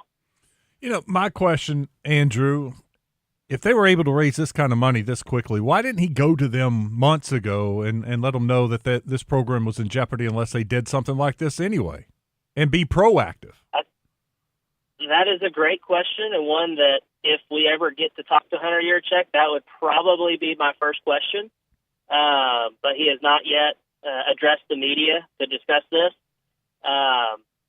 But it's a tremendous question, and something I don't understand, and something I've also seen people, like some of the comments and stuff in response to my coverage is like, well, where were all these people before? Like, why didn't they have this money beforehand? I was like, well, they didn't know they needed it. I mean, if you think your tennis program is doing just fine, like, that's one thing. Like, I do know they were actively working on trying to raise NIL money and things like that. But again, we've seen it's hard to raise NIL money. But when you hear that the sport is in danger as a whole, that's going to wake people up and inspire them to open up their checkbooks and try to save the sport. And that's why I think this hasn't happened beforehand, because they didn't know, because Hunter didn't go to them and say, hey, we're thinking about possibly dropping men's and women's tennis. If he had done that, I would imagine they probably could have come up with this $5 million really quickly, just like they have now since the announcement came out. So I don't know why they went this way, but it is interesting, and maybe it could just be that Hunter Yurachek underestimated the support of the program. That's what Tom Pucci, a former Arkansas tennis coach from the late 70s, early 80s, told me, is like he just underestimated it. He didn't know that there was going to be this much support, and to be quite honest, neither did I. Andrew, you mentioned that Hunter Yurachek you haven't had a chance to talk to him, but has he even addressed this publicly that you know of? No, the only kind of place that I know of that he's answered these questions is whenever Robert Cox, the former tennis coach, I think he was on y'all's show maybe, or someone, maybe another show on the Buzz last week in the aftermath of the announcement, and he told me that he met with Hunter Yurachek last Thursday for about 45 minutes and asked him a bunch of questions. I actually wrote a story about that last week on Friday. If y'all want to go find it at bestarkansassports.com. And so that's the only place that I know of that he's taken questions and answered them. I know the Arkansas Democrat Gazette had somebody at the track meet. That was the same day the announcement came out, and they approached him and tried to get comment from him, and he declined comment then. And I know Yurachek didn't take any questions at the gymnastics press conference where they announced, Jordan Weber stepping down and her husband taking over as the head coach. He was there and gave a public statement about that, but didn't take questions. So as far as I know, he has not answered questions publicly on this topic. Do your sources believe, the folks with the tennis program believe, that this is enough to get the program back? They're optimistic, I can tell you that, and I do know they're still actively going out and raising money. I was texting with a source just about within the last hour or so, and he said that his group of fundraisers had just managed to raise another $20,000 just yesterday. So the money is still flowing. They're still actively getting more money, and I guess at this point it's maybe pledges. Because you don't want to donate to something and then it's still not come back, and now you've got all this money to deal with. But I think they wouldn't be trying this hard if they didn't think there was a chance. And we've seen programs get cut and then brought back quickly. I know back during COVID, Stanford dropped, I think, 11 of its sports. Of course, Stanford has way more sports than Arkansas does, but they dropped 11 of them, and I think within a year they had been brought back. I know they had raised a bunch of money, and there were lawsuits and things like that. So it is possible. Is it possible to have it done in time for there to be a season next year? I don't know. I think that's what we're all kind of waiting to see and find out, hopefully, from their meeting with Hunter Yurachek. That's now next Monday. Well, you think about it, Yurachek's in a tough position. If he lets him come back, he's going to look bad either way. Because if he lets him come back, it's like, why didn't you do this in the first place? But if he doesn't and reinstate the program, then it's like, well, why not? They've raised all this money, and they could be self-sustaining program for the next couple of years. And if they keep doing it, who knows where it goes? They could raise $10 million. So it's just a bad look, in my opinion. Yeah, Hunter finds himself in a lose-lose situation here, unfortunately. I do not envy his position because you're right. If he brings it back, then it's like, well, why'd you cut it in the first place? Why didn't you do this beforehand and save yourself the embarrassment? And then if he doesn't bring it back, it's like, well, you just killed the sport despite there being all this support for it and financial backing. So yeah, it's not a good spot to be in. How about the basketball program? Are they in a tough situation with the big man? Yeah, it definitely seems like it. The options are dwindling, and now I can't foresee a situation where they don't have to go get some sort of international guy. I mean, I guess, we're waiting to see kind of how the waivers turn out. Maybe Malik Ewan's waiver gets approved and you welcome him back, or Micah Handlockton from Florida. He's got a waiver that's out there. If it gets approved, there. But I know North Carolina now is in the mix with him. So, I mean, who knows how all of that plays out. I don't know if any other programs are involved with Ewan or not. So it's tough. They definitely still need a big man because right now you got Cooper Bowser and that's about it. And then is he really a starting caliber? Five. I don't know. It remains to be seen. Yeah, it's tough. It's a tough spot they find themselves in. Do you have any idea when they might be able to hear something on these waivers, Handlockton or Ewan? Well, the NCAA is notorious for dragging these things out. So I really don't know. You would like to think that they would try to get an answer, here in the next month or so, because, I mean, teams got to figure out how to fill these rosters. So I don't know if there is a set timeline, but we're just kind of at the mercy of the NCAA at this point. And then even if the NCAA declines the waivers, you could see court battles. We saw this with Texas A&M. I can't remember, Rashawn Agee, or I can't remember how you say his name. I think he had to go to court last year and get a kind of an injunction or whatever it's called to get his eligibility. So this thing could drag on. I don't know how long Calipari is willing to wait, but for those specific guys and those waivers, it could be a minute. Arkansas still has needs, and then players that are in flux that they could possibly return or they could go NBA draft. But of the players that are currently on the roster the way it's constructed and some of the recruiting they did, how do you feel about that? I mean, they're going to be talented no matter what. Even if they don't find a big man, they're going to be a good team. I think that's what people are kind of confused on. Like, people are complaining about Arkansas not having a big man. We're not complaining about they don't have a big man because we don't think they're going to be any good without a big man.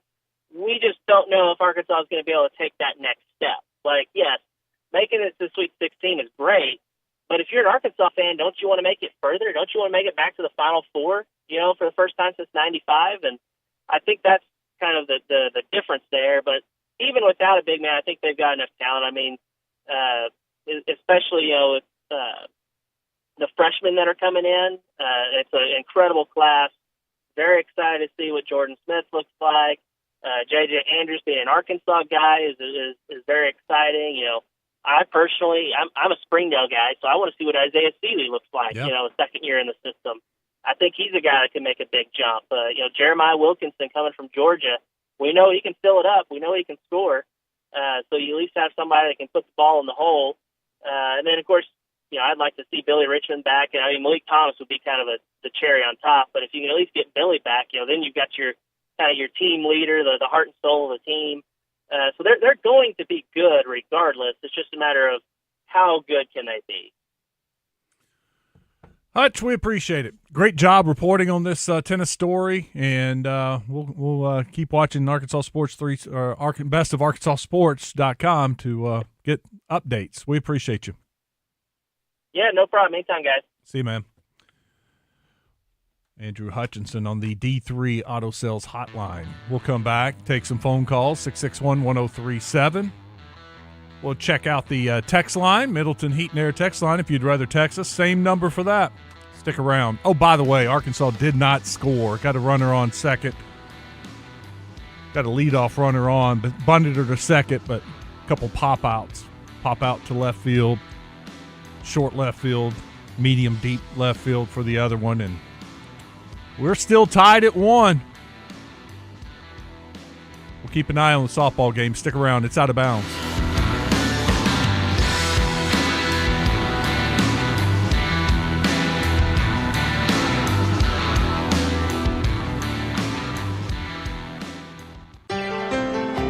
Willie D's Dueling Pianos has not moved yet. They're still rocking right here in the Little Rock River Market. Dueling Pianos upstairs, DJs downstairs with food and drinks every week. Reserve and learn more at WillieD'sPianoBar.com. Come and get your Willie on. Cabot Outdoors has your Get Ready to Save Big during the Hustler Spring Sales event through May 31st. Save up to $350 off the Raptor Series and up to $550 off the Fast Track Series zero-turn mowers at participating Hustler dealers. Hustler's engineered and tested for long-lasting performance designed to keep you mowing season after season. Visit CabotOutdoors.com. Shop the Hustler Spring Sales event today. Offer valid 4/15/26 through 5/31/26 or while quantities last. Restrictions apply. See dealer for details. This is the Pigskin Preacher, bringing you the word. It makes me sad to read the order that Secretary of Defense Robert McNamara signed to start the withdrawal of U.S. troops from Vietnam, only to have that order canceled when JFK was assassinated and Johnson immediately reversed the action. 58,000 Americans would die, effectively for nothing. My uncle was one of them. Lives were sacrificed, families were destroyed, and for what cause? Exactly. May God bless all of our Vietnam veterans and their families. Double B supports our troops and is thankful for their patronage. All 34 Double B stores over Arkansas appreciate what our soldiers and veterans mean, both to Arkansas and also to the nation. Double B's. It's where you gas it, grab it, and go. That's Double B's. Southern Bank presents Family Feud on 103.7 The Buzz. Tune in to Morning Mayhem Tuesday mornings for your chance to play with Justin Moore, David, and Roger. Family Feud on Morning Mayhem. Visit bankwithsouthern.com to take advantage of their great deposit rates and outstanding loan service. Arkansas Municipal Equipment in Poen, founded over a decade ago by Daniel and Vanessa Ellison. They lease and sell trucks, trash carts, roll-off dumpsters, and street sweepers. Proud to be Arkansas's only authorized dealer for New Way refuse trucks and Timco street sweepers. Your authorized dealer for Galfab roll-off and hook lift trucks. You can get parts and service for all makes and models with technicians traveling the state to take care of you. AME, it's the service after the sale. My brother-in-law died suddenly, and now my sister and her kids have to sell their home. That's why I told my husband we could not put off getting life insurance any longer. An agent offered us a 10-year, $500,000 policy for nearly $50 a month. Then we called SelectQuote. SelectQuote found us identical coverage for only $19 a month, a savings of $369 a year. Whether you need a $500,000 policy or a $5 million policy, SelectQuote could save you more than 50% on term life insurance. For your free quote, call SelectQuote at 1-800-350-5858. That's 1-800-350-5858. Or go to SelectQuote.com. 1-800-350-5858. That's 1-800-350-5858. SelectQuote. We shop. You save. Full details on example policies at selectquote.com/commercials. Hey guys, it's Dee Dee from Ava Bella Day Spa. Guess what's right around the corner? Yep, Mother's Day. And we have the special packages for you. The Mama Time for $100. All the way up to the Mom and Me, where two of you get to come into the spa. Go to avabelladayspa.com, click on Instant Gift Certificates. You can print it off or send it right to the recipient. Or come on in our shop, 301 North Shackleford Road, Suite C3. That's Ava Bella Day Spa. Out of Bounds on 103.7 The Buzz, live from the TruService Credit Union Studios.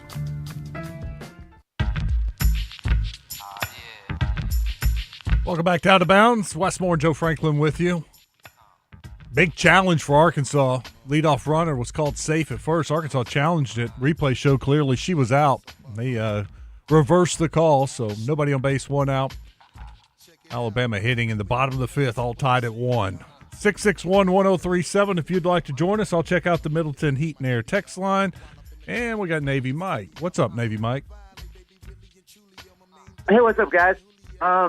As far as the basketball team, I like that Cal gets these, high-quality, 5-star type guys. But also, I want to say, as the NBA game goes, so does college basketball. Like trends follow trends, right? So you get a guy like Steph Curry, changed the game, started chucking up threes. Now it's a numbers game where analytics say if you throw up these so many threes, then you're going to make so many, and then you'll win, right? So I like how the college game has gone back to like the big man is relevant now. Like the fives and the fours. You get a guy that can clog up the paint, and a bruiser, if you will. Those guys matter now, and so now you get to play inside out. And if those guys don't grow on trees, they get developed. They're grown. Like somebody else grows them for you now in this day and age, and then you just go pay a couple million for them. You know what I mean? Well, so you go pay $5-6 million, not a couple. Well, I mean, what have you? Depending on where you are, I guess.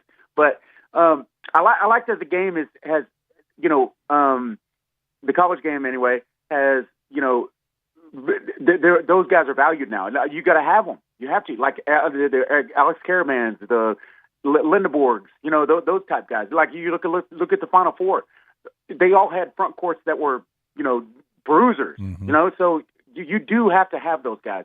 And if you have the kind of budget that Arkansas does, I would think they do. You shouldn't have any problems going out and competing with these other teams like Michigan's and the Florida's to go get those guys. And I'll get you guys comments on that, whatnot, and y'all take care, man. Thanks, Navy Mike. Yeah, that is you, and that's you see and hear the reaction from Arkansas fans. They get it. They understand it. We all saw the teams that were better than Arkansas, what they had that Arkansas did not have. And it was one thing, and it was a big physical presence inside. Arkansas had the guards. Arkansas had the shooters. Arkansas had the wings. There was one thing they were missing. It was a big guy, and it's still the one thing that they're missing. And that's why you see some of the impatient fans with the big guys going elsewhere in the portal, whether it's Michigan or Louisville or Miami, whatever the case may be. It's disappointing because of what could be, because they've built it again. Point guards, shooting guards, wings, big four, the Murinan kid. That's huge. What are you missing? Missing one big thing, one big key ingredient. Can you get him? To make you a complete team. And I agree with Hutch. They're going to be a good team. Even if they don't go out and get a 5, they'll be a good team. But can they win a national championship? Missing that ingredient makes it more difficult. Yeah, it does. It does. But we've seen teams built similar ways that have gone on runs. But the big in today's game is different from a traditional big. It's more about being that defender. Can you protect the rim? Mm-hmm. That's what they're missing more so than just somebody who can post up and have certain moves, scoring. They need somebody who can defend. Yeah, I don't think scoring is going to be an issue for this team. And I think this team defensively is going to be a lot better, just because of who they've brought in. By the way, Alabama just cranked a 2-run home run. Did they just hit another? Yeah, they just hit another home run. Oh, you didn't see that? So it's 4-1? It is. 4-1. But, Richard Davenport, he's kind of joking with us. Oh, he's sending us updates? Yeah. Ugh. Yeah. So now he actually did have that, though, probably 20 seconds before we got it. Well, I keep buffering here, and we slowly fall behind. That was a pitcher's pitch. That was just a good swing from the hitter. Yeah, Arkansas, like I told you, first out, thank goodness, they challenged the play, got the runner out. Bases were empty, hit a fly ball to left. Left fielder lost the ball in the sun, was having all kinds of issues with it, and it went off of her glove. So they had a runner on. Next girl hit a 2-run home run to make it 3-1. Bama just followed it up with a solo home run, so it's 4-1. All of Bama's runs are on the home run, 2 solos and a 2-run shot. Yeah. And Robin Heron is done for the day, and she looks dejected as she goes to the dugout. Bottom of the 5th, 1 out. Alabama, they in the field, they seem to be doing a better job of working with the sun and catching some of the pops that are coming their way. Yeah, that's 2 errors on Arkansas on pop-ups that the fielders dropped it. Middleton Heat and Air text line, missing defense too. Yeah, that was a problem last year, no doubt. The defense wasn't as good as other teams. Kit in Little Rock says, hey, Wes, hey, Joe, love your show, but I wish y'all were carrying the softball game. I don't think anyone offers that. I wonder if they have like an SEC radio feed for all the games. I don't know. That's an HB question. But normally softball games aren't on the radio. You don't even have the option of picking up a softball game. Like I know there's not a Razorback radio broadcast of the softball game, but I wonder if there's an SEC where one of these radio networks are doing the entire SEC tournament, making it available to radio stations. Sorry, Kit. That'd be nice. He says, don't be surprised if the Hogs are getting players close to Memphis. It's obvious Coach Silverfield probably has his eye on this young man for a while. And he had, by the way. I asked Jeremiah Dent, were they recruiting you when you were at Memphis? And he's like, yes. So they had already built a prior relationship before he was hired. But you're right. Memphis should be a pretty good recruiting territory for Coach Silverfield in this class. More from the Middleton Heat and Air text line in the 3rd hour. We'll see if Arkansas can mount a comeback against Alabama. And we'll take more of your calls. Stick around. Final hour coming up next.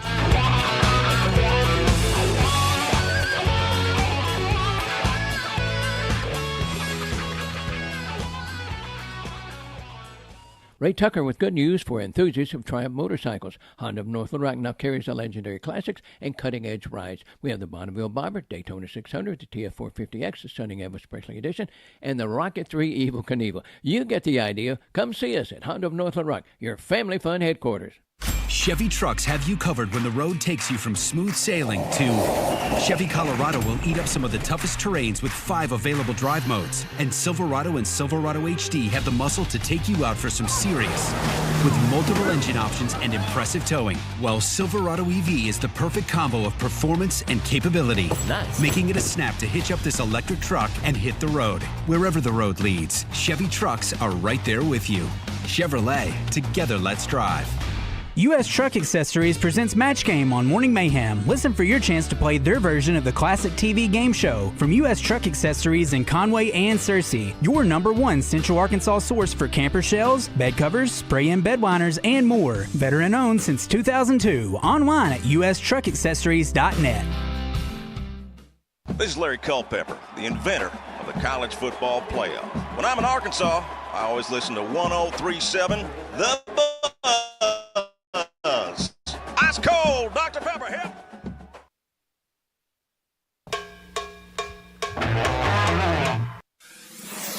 Buzz News with KARK's Gary Burton Jr. On Wednesday, fallen state troopers were remembered by their peers and loved ones. Arkansas State Police held its annual memorial service honoring those who died in the line of duty since 1948. That includes 21 state troopers and 2 K-9 officers. Names of each fallen trooper were read aloud during the service while their families were given a rose in their honor.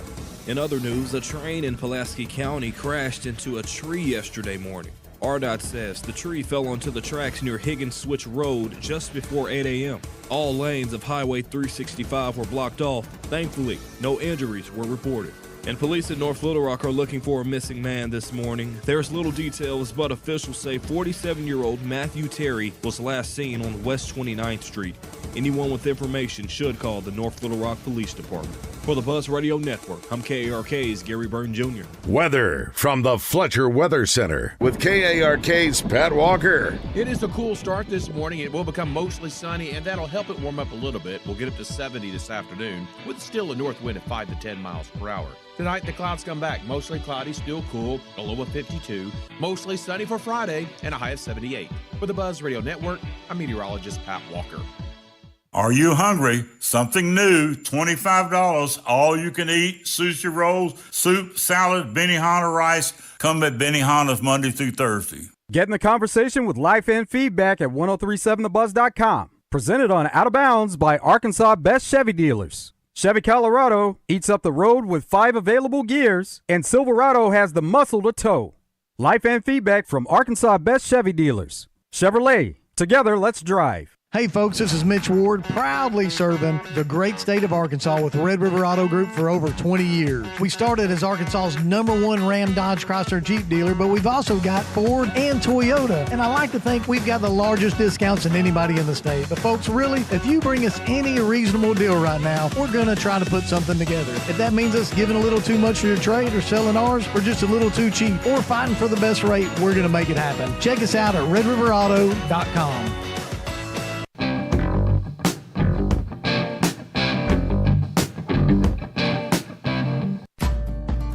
Around here, reputation matters. That's why homeowners and business owners turn to the professionals at CertaPro Painters for their painting projects. From detailed residential painting to professionally managed commercial projects, our crews deliver craftsmanship that protects your investment and enhances curb appeal. Spring weather won't last forever, and neither will the open slots on the schedule. If painting is on your list this year, now's the time. Call CertaPro Painters or visit CertaPro.com and reserve your spring project today. That's Certa with a C. CertaPro Painters, that's painting happy. Attention. If you suffer from consistent pain in your joints caused by arthritis, overuse, or injury, you may be a candidate for a revolutionary therapy that could revitalize damaged tissue. This approach can provide long-lasting relief from pain in your knees, shoulders, hips, and other joints with no surgery, no drugs, and no downtime. To find out if you're a viable candidate, you may request a free consultation from QC Kinetics by calling 501-600-2763. Instead of masking the symptoms, it goes to the root of the problem to resolve it at its source. Already used by thousands of satisfied patients nationwide, this joint pain therapy is available right now to the public, but only for qualified candidates. Again, to find out if you're a viable candidate for this therapy, you may request a free consultation by calling QC Kinetics at 501-600-2763. That's 501-600-2763. Welcome to Moe's. Everyone knows that coming into Moe's for our Mo Monday special is the best deal in burritos. But what about those other 6 days? Well, let me introduce the new Mo Value Meal. Junior burrito, side of queso, chips, salsa, and a fountain drink for only $9.99. And the best part? It's available all day, every day at Moe's Southwest Grill. Now here's my daughter Andy Kate with a special reminder. Remember, kids eat free on Sundays. Welcome to Moe's. Razorback Hamper Sales in Hot Springs is having a huge inventory liquidation sale. All in-stock travel trailers and fifth wheels are being offered at drastically reduced prices. These are the best deals of the year. One of the many great deals is a 26-foot Salem with bunk beds, power awning, plywood floor, and much more for only $21,997 or $235 a month. Now is the time to buy. All these great deals can be seen at RazorbackCamperSales.com. Rich Eisen here. PayPal is now the official peer-to-peer payments sponsor of the NFL, which means all the money moments that fandom creates, whether splitting tailgate costs or chipping in on tickets and game day food between friends, are covered. Wherever the game is played or watched, PayPal moves with fans. You can send money through text, email, or directly to your friends with eligible accounts on Venmo. Just download the PayPal app and share all the moments that matter. Account with PayPal is required. Not available in all regions where PayPal operates. Smalls here. What if you could enjoy the flavor of a cocktail without the alcohol? Meet RK Zero Proof, a pioneer in the alcohol-free spirits category that delivers bold taste and a warming sensation, but with zero alcohol, zero sugar, zero carbs, and 0 calories. So you can celebrate with friends, unwind after a long day, and wake up tomorrow feeling great. It's all the ritual of a drink without the regret. Discover RK at rkbeverages.com. That's ARKAY beverages.com. RK, the spirit without the alcohol. Live from the TruService Credit Union Studios, this is Out of Bounds with Joe Franklin and Wes Moore on 103.7 The Buzz. Where my accountant lives, in fact, I'm down in this. You say with my boo-babe tastes like Kool-Aid for the analyst. Girl, I can buy your Westie world with my base stuff. I know that it's good, won't you sit it on my taste buds? I get way too petty once you let me do the extras. Pull up on your block and break it down, we playing Tetris. AM to the PM, PM to the AM phone. Eat up your per diem, you just gotta hate them phone. If I quit your BM, I still rock Mercedes phone. If I quit this season, I still be the greatest funk. My left stroke just went viral. What's Trending in Sports is brought to you by Arkansas's own West Rock Coffee. Join West Rock Coffee, the Razorbacks, and their 1.5 million farmers around the globe. It's fall, so now it's time for your team to stock up on coffee, tea, and water delivered directly to your business. Contact them at westrockcoffee.com or 833-886-JAVA today.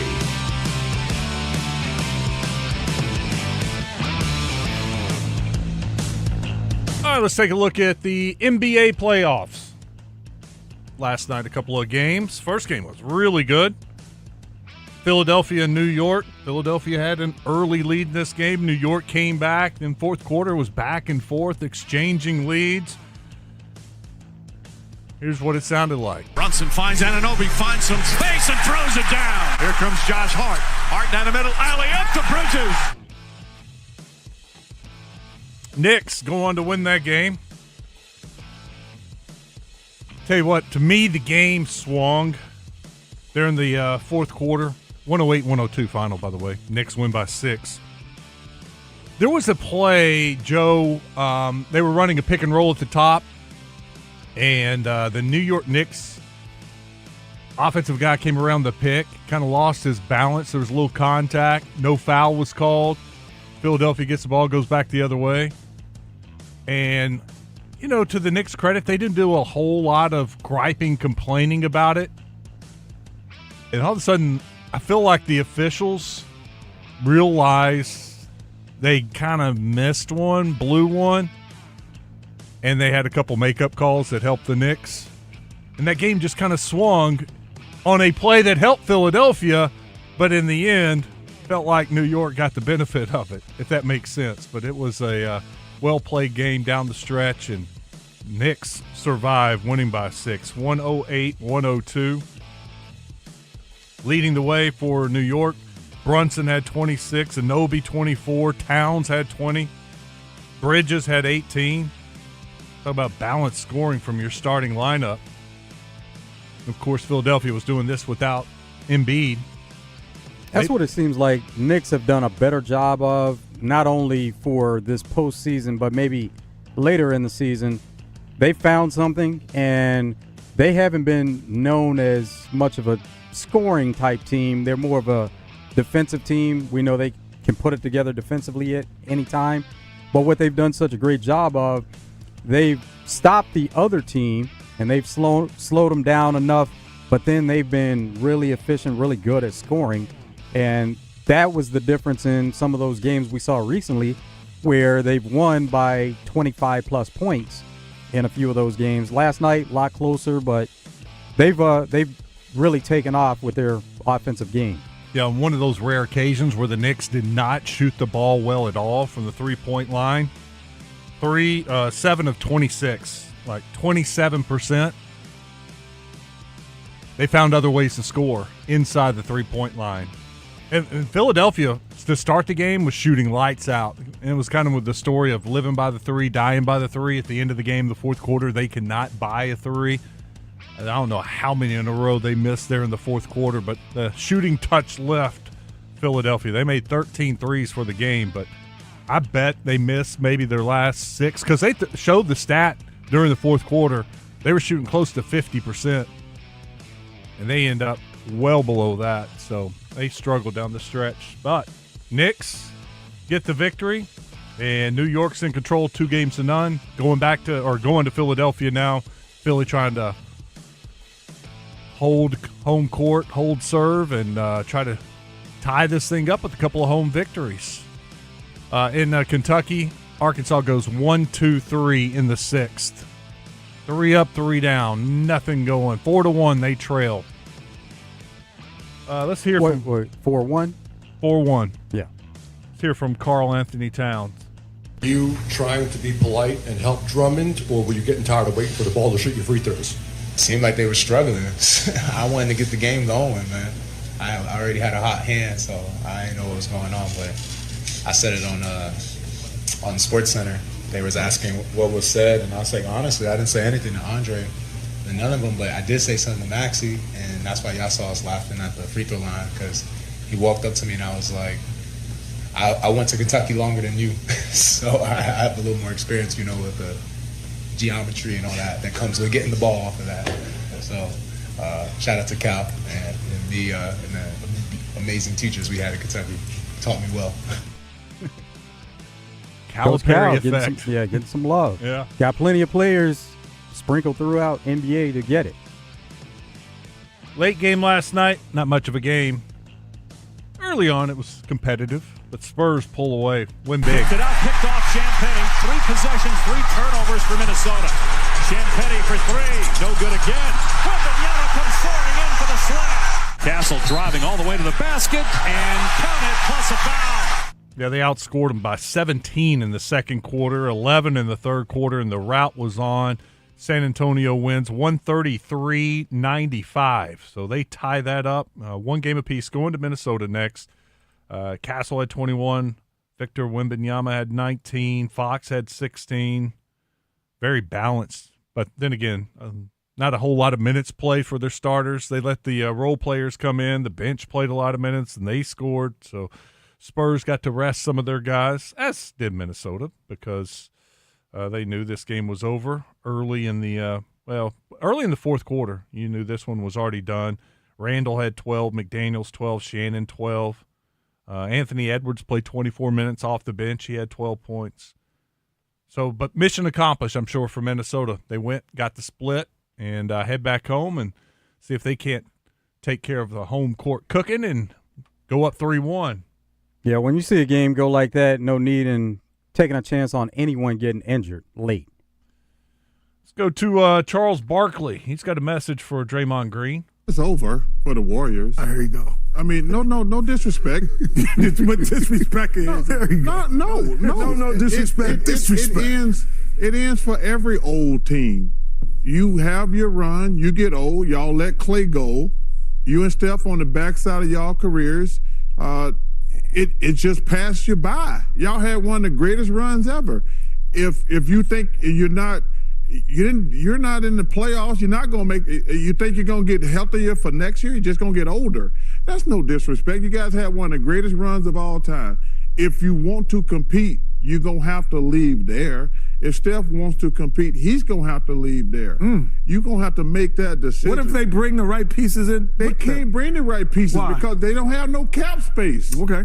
They don't have any cap space. Do you believe this? Do you believe that? Do you believe what he's talking over here? Well, here's what I would say. We had to hug for a reason, right? Like we're not because it's over. We're not oblivious. Yeah. So this could be the end.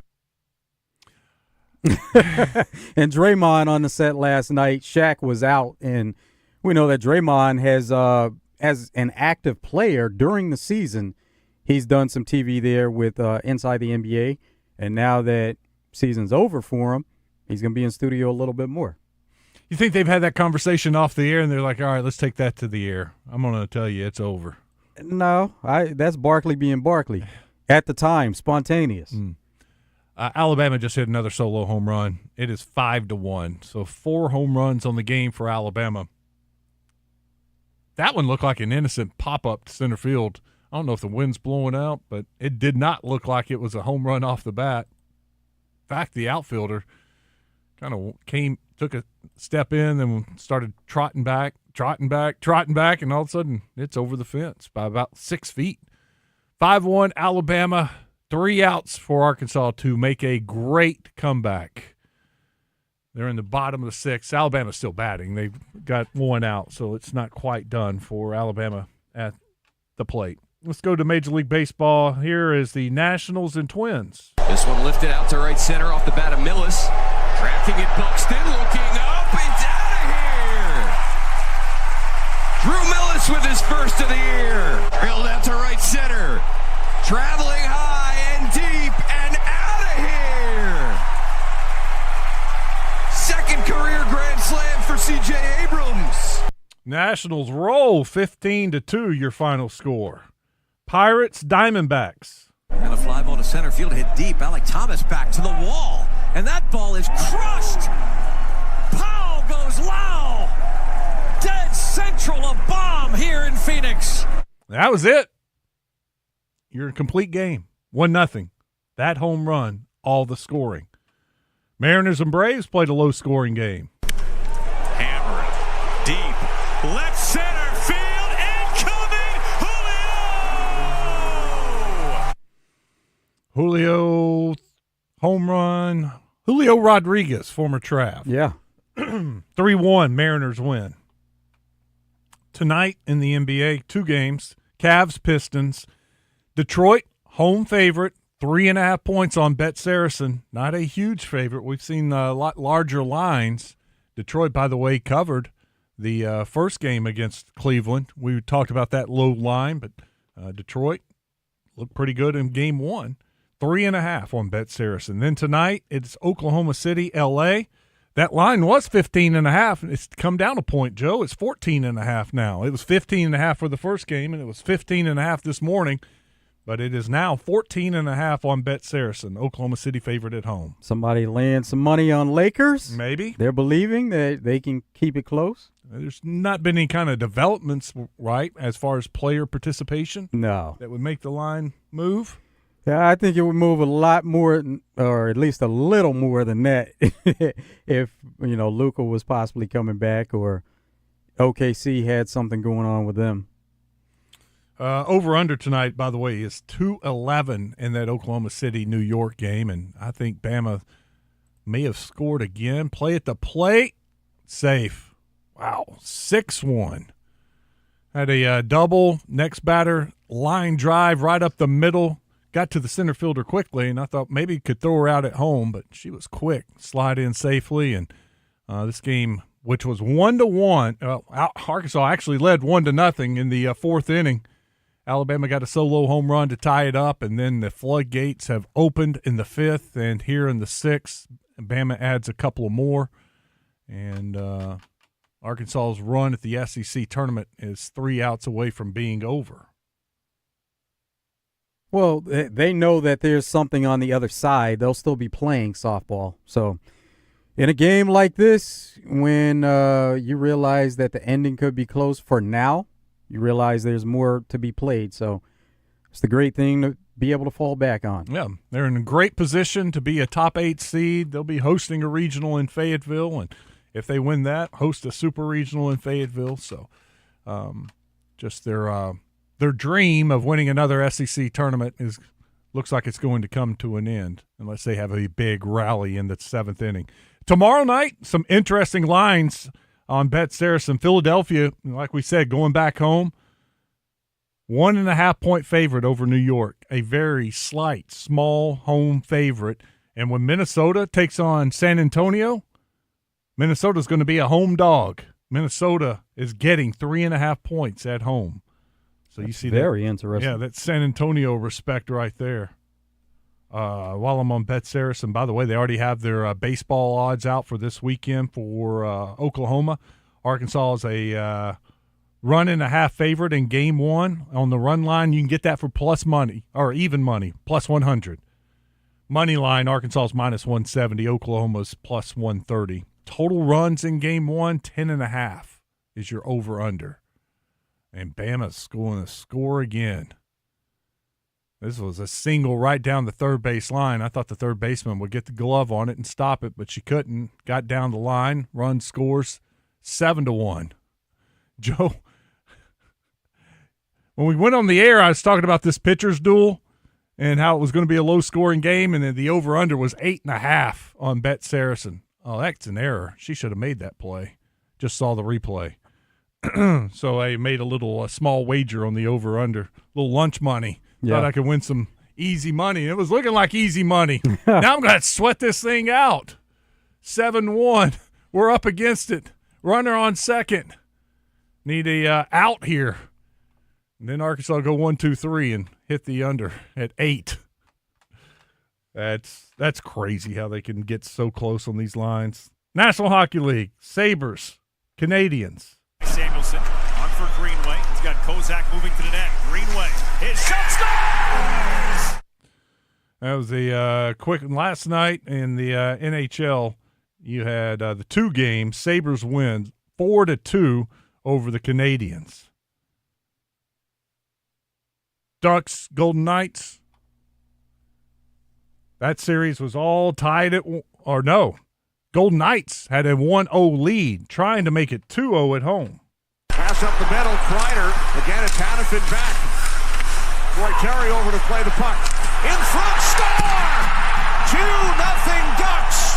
Leo Carlson. They go on to win it 3-1. So the Ducks even the series at a game apiece. Buffalo, like we said, wins 4-2. They take a 1-0 lead. First game of that series tonight. You got the Hurricane on the road against Philadelphia. Carolina up 2-0. They're another team that is playing dominant right now. Carolina Hurricanes, Colorado Avalanche. Those two teams, they may be on a collision course. Well, they have a chance to step on their throat tonight. Yeah. And go up 3-0. But as playoffs go on, it's only going to get harder. It should get harder for both those teams moving forward. I looked down. We were doing the hockey, and there's a commercial break. So I'm guessing Arkansas got out of the inning, and they're coming to bat, or they could have given up another hit and scored another run. There's a pitching change. I don't know. Hopefully they got out of the inning, and they just trail 7-1. And maybe we're about to see one of the biggest comebacks in SEC tournament history. Against the SEC Pitcher of the Year, who has looked outstanding in this game. Really, her defense let her down. It was a single out in the outfield, and the outfielder came charging in on it, misplayed it, got past her, went all the way to the wall, and Arkansas ended up on third base. And she almost, worked out of it.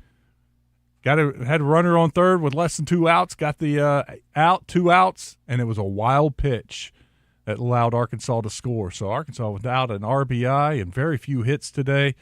The SEC Pitcher of the Year, potential Pitcher of the Year, has lived up to it inside the circle today. They're showing the highlights now of the Oklahoma Bats, man. They got hot and started just bombing it. And 4 home runs today. That is a program record for Alabama in the SEC tournament. And Arkansas did get out of that jam. So it's 7-1, top of the 7th. Arkansas's got 3 outs to play with. Now, did I see some news on Aaron Rodgers this morning? That he's likely to sign. He's supposed to be making a visit to the facility. I mean, he's familiar with the facility. He's familiar with a lot of the coaches that are on the current staff. But he's making a visit. And there are reports that he's expected to sign, but there's some conflicting reports saying that this is kind of a beginning of talks, negotiations, a face-to-face, and we'll see where it goes from there. But signs are pointing to him signing. I'm sure they would like to get that cleared up as quickly as this weekend. Yeah. Just to know what direction they need to go and what their next step would be. Hornets head coach Charles Lee, he received a contract extension. Hornets had a 25-win improvement, and they didn't quite get into playoffs. They were in play-in tournament, but because of their 25-win improvement during regular season, Their coach got a new deal, and no details have been released from this new deal, though. But Charles Lee has gotten a contract extension.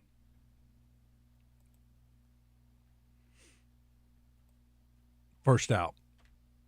Down to 2. Same pitcher in for Alabama. She has been awesome. All right. When we come back, I'll hit the Middleton Heat and Air text line. We'll get caught up there. If you want to call us, we've got an open segment. We're open the rest of the day. 661-1037. All right, a little error by Alabama's first baseman. Got a runner on. Maybe it's about to be a great comeback, and we can give it to you. Stick around. It's Out of Bounds.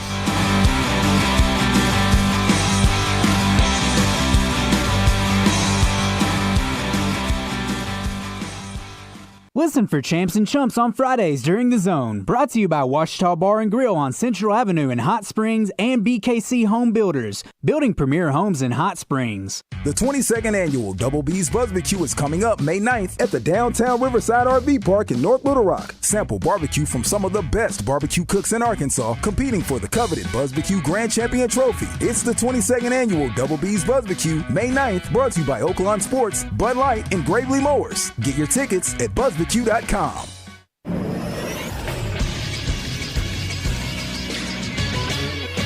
This is SportsCenter. Sophomore pitcher Peyton Burnham tossed a complete game shutout Wednesday as number 5 Arkansas blanked Mississippi State 3-0 at the SEC softball tournament. Burnham earned her 12th win of the year by allowing just 3 hits with a walk and 2 strikeouts. It's the first time Arkansas won its opening game in the tournament in consecutive years since 1999 and 2000. Arkansas will face Alabama in the second of 4 quarterfinals today, a game Coach Courtney Deifel says will be a challenge. They're playing really well right now. They're firing on all cylinders, and I think we are too. So I think it's going to be a great game, as expected in the SEC tournament. Catch the game on the SEC Network this afternoon. I'm Todd Pierce for the Buzz Radio Network.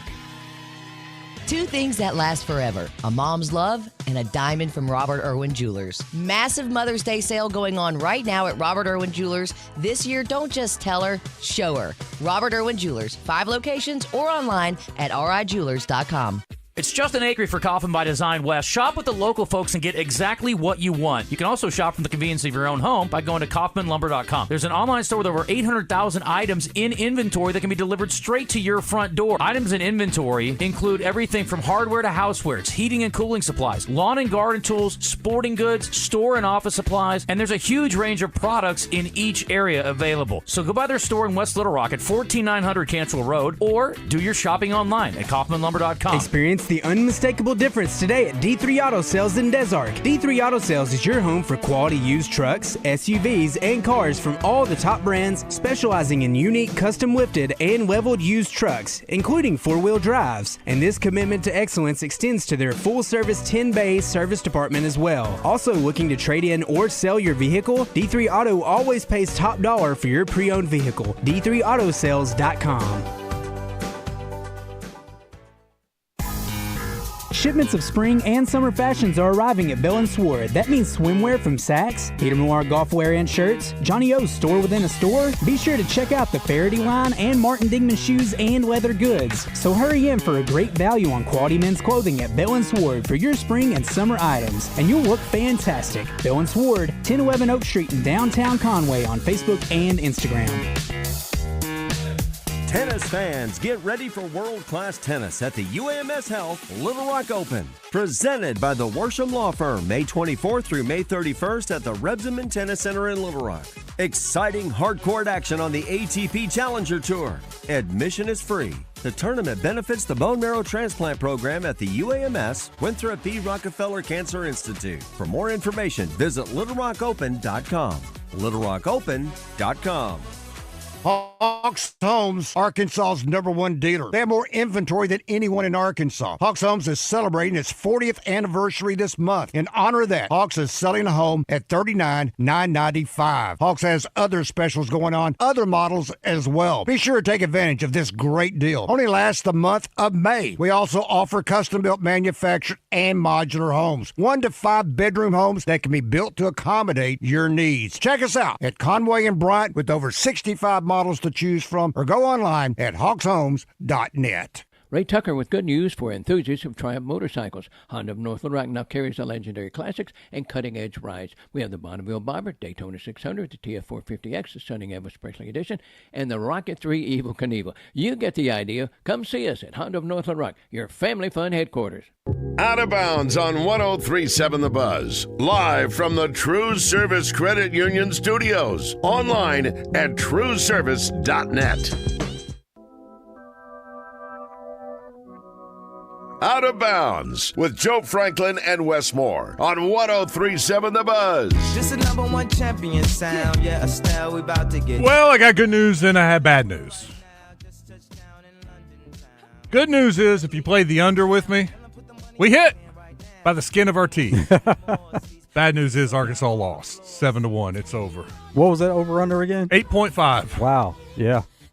Right there. Went from an easy win to having to get a crucial out in the 6th inning with a runner on second. Wild. No such thing as easy money. Well, it is now that it's cashed. At least you made it. Yeah, we won. It's a winner. All right, let's go to the Middleton Heat and Air text line. Can Minnesota realistically take down the boogeyman in Oklahoma City? Anthony Edwards is obviously Wolverine in terms of coming back from injury. Well, they got to get past San Antonio first. Exactly. I'm still, even though they won a game, I'm not convinced they're going to win this series. Spurs or Timberwolves?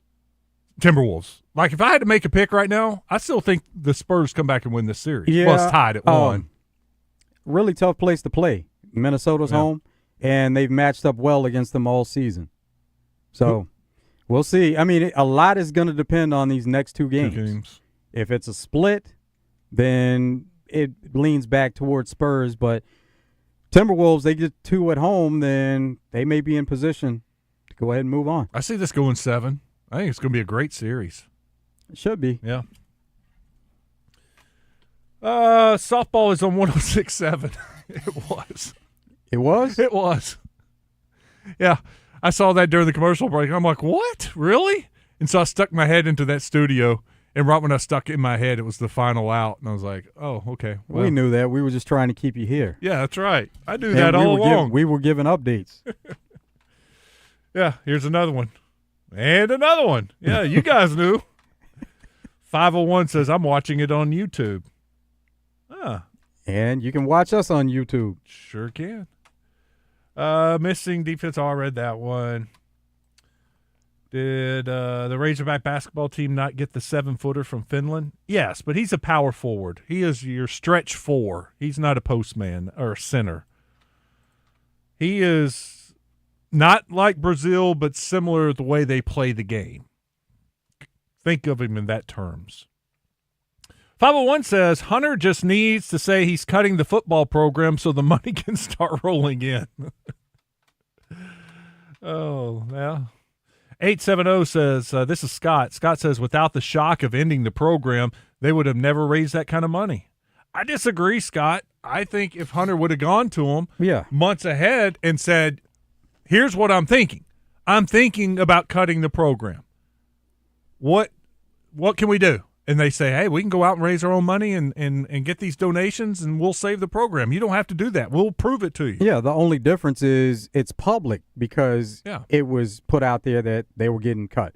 Now, they could have done the same thing, had the conversation just amongst them, same way. Okay, we're thinking about cutting the program. This is what we're looking at. And then it happened. So the threat is the threat regardless of if it's public or private. The threat is still there, and you can still get the same result from it. Yeah. Well, there wasn't a threat. There was no threat. It was just cut. It was done. He didn't even give them a threat. You know, when I go back to when we had Coach Cox on the show right after it was announced, and that's what he said. If we would have known we were in danger, we would have fought for the program. And he's like, and we are going to fight. Remember he said we're tennis players. That's what we do. We find ways. That's what tennis guys do. You know, during a match, you find a way to overcome. You find the problem, you identify it, you fix it. And so that's what we're going to do, and that's what they've done. We'll see where it goes from here. Yeah. Will Silverfield be able to get a quarterback? That's from Eddie. Yeah, he's going to get him a quarterback. Got two. Yeah. We'll see if we can make it, if they can make it one, and then that way, the old saying out there, if you have two quarterbacks, you don't have any. Mm-hmm. But if you are decisive in who's your starter and who projects to lead the team, then that's always great. Yeah, I think we're going to have a battle over the summer, and if KJ can just limit his turnovers. Now, we're not going to get to see that during summer as much because they won't be doing, the practices. It's going to be more throwing and getting to know your receivers and running routes, that kind of stuff. But when fall camp comes, it's all about taking care of the football for KJ. If he can avoid costly turnovers, then I think he's got the job. AJ, it's accuracy for him. And he has been able to limit the turnovers, except for in the spring game, ironically. That's what everybody thinks, because AJ threw the pick six, that he's the guy that's turning the ball over in practice. But his issue has been his accuracy. And part of it is with his wind-up, his release, his footwork, that there are throws that he's not able to complete that he should complete as a quarterback in college. If he can fix his accuracy issues, then he could be the starting quarterback. So both of them know what they have to work on over the summer, whether it's accuracy, whether it's making the right read, and not trying to force the ball into a window where you can't. And I would say, too, and it's tough, I guess, when you're in a competition, but we've had coaches tell us they want to see interceptions in practice because the quarterback is learning. I can't make that throw in a game. I think I can, but I can't. Yeah. And so you learn, hopefully, from that mistake that you can't try to make that pass in a game that counts. Yeah, that's tough, though. It is a learning experience, but at the same time, it almost takes away from you because you're ultimately trying to protect the ball, because there are a lot of coaches in a situation like that, they'd rather see the ball be thrown out of bounds and live for another play. Boyd says Hunter needs a pay cut. He needs a pay cut. There's somewhere where you can save some money. Don't think he's going to be cutting his own pay. 501 says, so it's on to the next one for the Razorback softball team. In a semifinal game against the Florida Gators. Is that correct, gentlemen? No, they're done. Arkansas is done. They'll be headed back to Fayetteville, and they will getting ready for NCAA tournament. Get ready for the NCAA tournament. See where what happens as far as hosting a regional and what teams will come in. Alabama will head off to play Florida in one of the semifinals. The other semifinal games will be determined later this evening. Got 2 more games to go there in Kentucky. By the way, speaking of softball, the UCA girls softball team started their ASUN tournament today with an 8-0 victory. Nice. So they move on to the semifinals. They're 2 games away. Now, their tournament does have a loser's bracket, which is interesting. I guess maybe in a tournament like that where they know, the winner of the ASUN tournament is going to be their lone representative in the NCAA tournament. You would hate to have a team like a UCA or whoever won the bronze division lose early and their season be over. That gives them a second chance to come through the loser's bracket and still have a chance to win the conference tournament and get to the NCAA tournament. But I get it with the SEC tournament.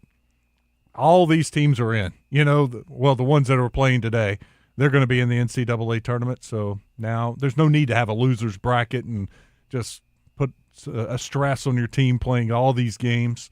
You're done. Go home, rest up, get ready for regionals. That's something that's changed with baseball and softball maybe in the last 10 years or so, for the most part, where you get away from double elimination. Yeah, even the SEC baseball tournament years ago, if you had a team in the finals that had 1 loss and the other team had no losses, and the team with the 1 loss beat the team with no losses, they would turn around and play again for the title. Now, the double elimination ends with the tournament game, no matter who wins it. Even if you don't have any losses and you lose to that team, it's over. Yeah.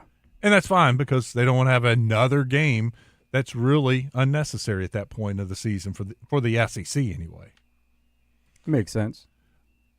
We also had some other news earlier this morning. It is, we talked about it, and it was expected to be passed, but they have approved it. I think it's CBS Sports that's reporting it, that the NCAA tournament is officially going to expand to 76. It's cool. More teams, more games. I love what Coach Calipari said. He was asked, I guess it was a national show, about the expansion, and he was like, "I'm fine." He's fine with it if a lot of the teams, the majority, like half of the teams that are added, are mid-majors. Oh. He's like, those are the guys who deserve this. I want to see more of those types. And he said that's what this NCAA tournament was built on, the Cinderella teams. We need to get more of those teams in, so if we're expanding, let's give more of those teams an opportunity to play in it and create those storylines. He has a voice that carries, but not likely to begin with that's how it's going to be. So he's just putting the idea out there so that he can get somebody to listen. That could change, though, if Arkansas has like a mediocre year and all of a sudden you look up and they're on the bubble of 76. We need to get those teams from the high majors in. Look at the non-conference schedule. Look at the schedule they played in conference. It's been brutal. Yeah. You need to look at that strength of record. Probably trying to look out for some friends. Well, and he said, and making that statement. He was there, and he knows what it's like. So, no, I thought that was pretty neat what he said about taking more mid-majors and helping that Cinderella story. Boyd says this is the SEC, not the American Conference. Yeah, that's what I was saying. Yeah, SEC, you don't have to play a double elimination and try to help out your teams that did really high-seeded teams in the conference tournament, because those teams are already going on. It's amazing the Sooners are plus money. They will win the ship easily, says Nighthawk. I didn't realize Oklahoma was plus money. Who was it's on, all I have to do is open up my Bet Saracen app. It's right there at the top. Alabama should be the next favorite. Alabama or Texas. Texas maybe. Tech. Oh, to win it all. I thought we were talking. No, SEC. not the SEC tournament, just the overall title. Oh, yeah. Oklahoma is plus money at plus 150. Texas Tech is next at plus 300. Texas is at plus 400. And then drops to Alabama and Nebraska, plus 800. Arkansas, by the way, if you're wondering, is plus 1,500, tied with Florida, Tennessee. Florida State, UCLA at plus 1,750. There you go. But it's on the home page right there at the top. Can't miss it when you go to Bet Saracen, pull up the app. They have the NCAA softball championship winner. Yeah. And, yeah, you're right. Oklahoma, plus 150. Maybe worth it to put something on them now because odds may go down. Yeah, you may get negative, or even just even money at plus 100. And then, of course, once it gets started, those odds will only go down as long as they keep winning. By the time, let's say, they get to Oklahoma City, you could be looking at negative 150. Mm-hmm. So yeah, especially if they've been dominant. If you are on the Oklahoma bandwagon, jump on them now. Get some plus money. Let's take a break. Our final break. 661-1037. Got Ole Miss and Texas getting ready to play. Ole Miss, kind of neat little story. 13 seed, still alive, trying to pull off another upset. I'll check out the Middleton Heat and Air text line. Also, don't forget about the Arkansas Best Chevy Dealers live fan feedback. Stick around, it's Out of Bounds.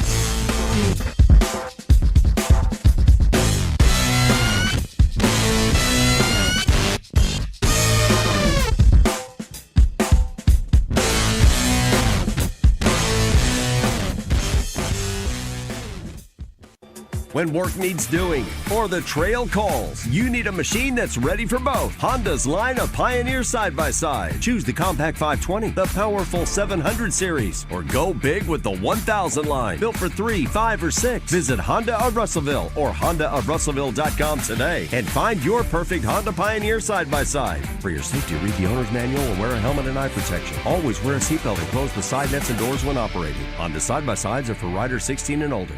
Hello, folks. It's Frank Fletcher from the Fletcher Dodge Chrysler Jeep Ram store right here in Sherwood. Well, I looked this up, and we've been in business since 1989. That's a long time. You know, many dealers have come and gone. We believe our pricing policy and our service after the sale have served us well. As you know, folks, we post our sale prices, which we call green tags, right on the windshield. This way, everyone gets the same price, and there's no hoops or no negotiations to jump through to get to the bottom line. I don't like saying so many thousands off. That's very confusing. Off of what? And does that affect my interest rate? So I like to keep things simple. My promise is this: we will not be undersold. We value your time and your decision. Come visit us in Sherwood on Royden Road, or check us out with our green tag pricing on FletcherDeals.com. Thank you. Mother's Day is Sunday, May 10th, and you can make it unforgettable with something truly special from Tipton & Hurst, Arkansas's premier florist for over a century. Tipton & Hurst is your most trusted source for gorgeous floral arrangements, fine gift baskets, and high-quality blooming plants. If you're looking for something to brighten your Mother's Day, Tipton & Hurst has you covered. Shop at locations in Little Rock, North Little Rock, Conway, Pine Bluff, and Rogers, or enjoy the convenience of delivery right to Mom's doorstep. Don't miss out on this opportunity to show your mother how truly special she is. Call 501-666-3333 or visit TiptonHurst.com today. Cabot Outdoors has your Get Ready to Save Big during the Hustler Spring Sales event through May 31st. Save up to $350 off the Raptor Series and up to $550 off the Fast Track Series zero-turn mowers at participating Hustler dealers. Hustler's engineered and tested for long-lasting performance designed to keep you mowing season after season. Visit CabotOutdoors.com. Shop the Hustler Spring Sales event today. Offer valid 4/15/26 through 5/31/26 or while quantities last. Restrictions apply. See dealer for details. There's nothing better than calling the Hogs with your fellow Razorback fans. Now's the time to start making lasting family memories with the Hogs by joining the Razorback Foundation.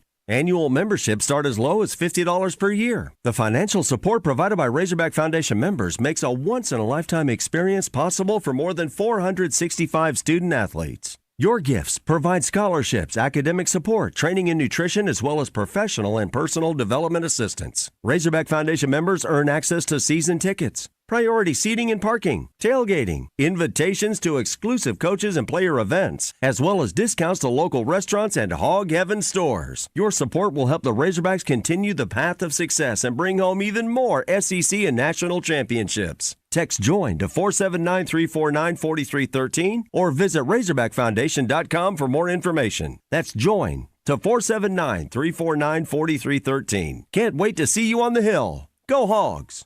With hundreds of vehicles in stock across 6 brands, your next ride is waiting for you at Red River Auto Group. We know that the road ahead is important. Whether it's your daily drive or your next big adventure, the right vehicle makes all the difference. From the reliability of a Toyota to the strength of a Ram truck, we offer vehicles built to last with options for every lifestyle. State-of-the-art technology, unbeatable performance, and the comfort you deserve. It's all waiting for you at Red River. Visit us online at redriverauto.com. Out of Bounds on 103.7 The Buzz. Live from the TruService Credit Union Studios.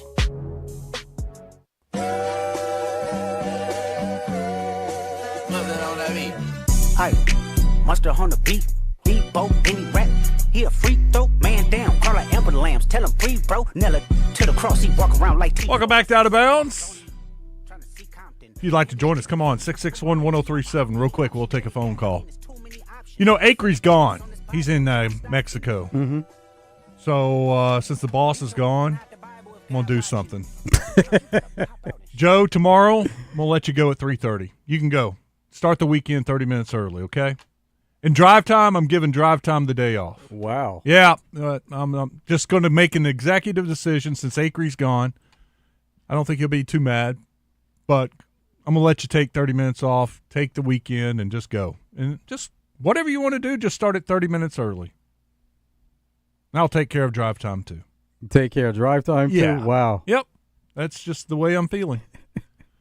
That and the Arkansas game tomorrow has been changed. Whoa. They have moved the game up to 4 o'clock tomorrow because of storms coming into northwest Arkansas tomorrow night. Okay. Originally scheduled to start at 6.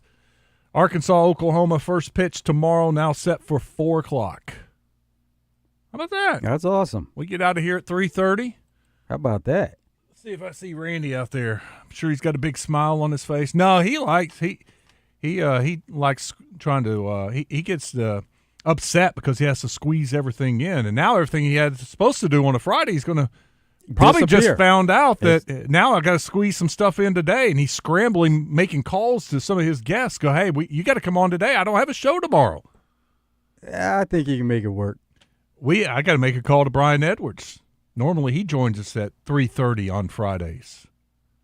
With no horse racing tomorrow, no Mark the Magician, I'll see if he can't join us at 1:30 tomorrow. That should work out as long as he's available. Yeah, as long as he's available. If not, we'll see if we can't squeeze him in at some point. I'm sure he's got some NBA picks that we would like to hear about for the weekend. Absolutely. So I'll touch base with him. I got this text. The NCAA tournament, like I said, officially is changing to 76 teams. The men's tournament will begin on Tuesday after Selection Sunday, meaning the 2027 tournament will begin on March 16th. Instead of 2 games on Tuesday and Wednesday in Dayton, there will be 3 games each day. Okay. That goes back to what you and I were thinking, not what was reported on ESPN. They are just adding 2 extra games. Remember, it was one of our callers that pointed it out. Was it Jeff? Said it was going to be, 12 or something? Yep, 12. Yeah. Because we were going with the theory that there would be 6 games. And that's what it sounds like it's going to be. Yeah. At least this is John Fanta that's reporting it. Because, at the time ESPN they reported it and they posted to their website that it was kind of that 52-24 model. Yeah. So this appears, at least according to John Fanta, 3 games Tuesday, 3 games on Wednesday. So you'll have 6 winners moving on Thursday and Friday to play 6 other teams that are just sitting there waiting in your 64. But is that math's not right, is it? Yeah. 6 and 6. So to get down to 64. Yeah. So that's 6. Those 6 teams playing. No, that can't be. That's 6 games. That's 12 teams. Mm-hmm. So that's 76 teams. No, because they're not 64 teams in the tournament itself, right? Because there's 6 blanks. You see what I'm saying? Yeah. So there would actually only be 58 teams in the bracket with 6 empty spots for those 12 teams. So that would be 70. So Fanta's off. This is off. Unless I'm missing something. It's just a tweet that's out there that reported by John Fanta, 3-3. So that's what's crazy. With it being new, we're still trying to get the grasp of what it's going to look like by expanding to 76 and what the bracket will look like. Don't know exactly what they have planned, but sure they have it mapped out. Yeah. Let's see here. What's the score of the softball game? It's over. Arkansas lost 7-1 under Cassius. Justin may be the boss, but I'm pretty sure Rainwater does what he wants to, laughing out loud. I just heard Randy. That's it. All right, let me see if I can find anything else on this basketball. Now it's got me curious of what the tournament – you would think they would have released what it's going to look like and how the midweek games will go now. Because with that addition, that's going to create some more games. Ross is in Searcy. Maybe Ross has an answer. What's up, Ross? Yeah, you were right the first time. 12 teams because there's no holes in the 64. There are actual teams there waiting on these teams. So who do these teams play that win? They play the other team that's matched up with them in the 64-team bracket. So, but that would leave a hole in the bracket. Now, you know how they have team. Yeah. There are holes because of the first 4. They have 4 teams that are waiting on 4 teams to get in. Right. So they could do the same thing with 6 teams. Because they do it with 4 already, they can do it with 6. Correct. But see, if you do the math, that doesn't equal 76 teams.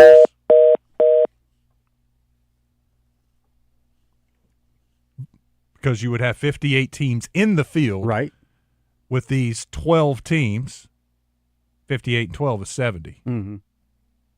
Well, 6 of them are going to get eliminated, though. 6 will get eliminated. Mm-hmm. So then, but that's not 76. Well, the overall number is 76. But remember, on the 76, we were talking about 52 and 24. Yeah. Now it's going to be, what, 58, not 58. Yeah, 58 and 12. No, 58. Yeah, it would be 58 and 12. 58 and 6, because 6 are going to be eliminated. Correct. So that's your 64 that's in the field once the tournament begins. But my point is, if you have 58, that's 58 in. Mm-hmm. There are 12 teams playing on Tuesday and Wednesday. That adds up to 70. That's not your 76 teams that they're expanding to. And the caller was saying there'll be 64 teams in the field waiting on these 12 teams. And my point is, well, who do those 6 winners play? There's got to be holes. No, they got it figured out. They have it figured out. They do. Yeah, we just don't have a clue. Because the model was put out there on ESPN, and if they're going to a different model, then they'll have to show what the different model is. Because I was thinking that there would be 4 games on Tuesday, 4 games on Wednesday, and that's 16 teams, 8 games, and those 16 teams would then slide in and play those other 48 teams. Is that right, math? 48, 16, 64, yes. I know y'all are confused, and it's hurting your brain listening, because it's hurting my brain, and I'm confused trying to figure it out. Just have to look it up. All the new teams will be play-in games. I believe the teams added will be in play-in games. I believe that too. Can you tell me who won the softball game? The app says one thing, and the SEC says something else. What? That's weird. Yeah, that doesn't make sense at all. Wow, it's this. He sent me a screenshot. The app shows Arkansas winning 7-1. Okay, well, we know the app is wrong. Yes, I wish that was the case, but Arkansas lost. They're done. Alabama wins 7-1. All right, Joe, our homework: figure out this NCAA tournament so we can talk about it intelligently tomorrow. Well, by then, sure, there'll be more details that come out. I hope so. But heck, it came out this morning. You would think you could find it somewhere. All right, we'll be back at it. Shorter show tomorrow. Stick around. Drive Time Sports is next. Ray Tucker with good news for enthusiasts of Triumph motorcycles. Honda of North Little Rock now carries the legendary classics and cutting-edge rides. We have the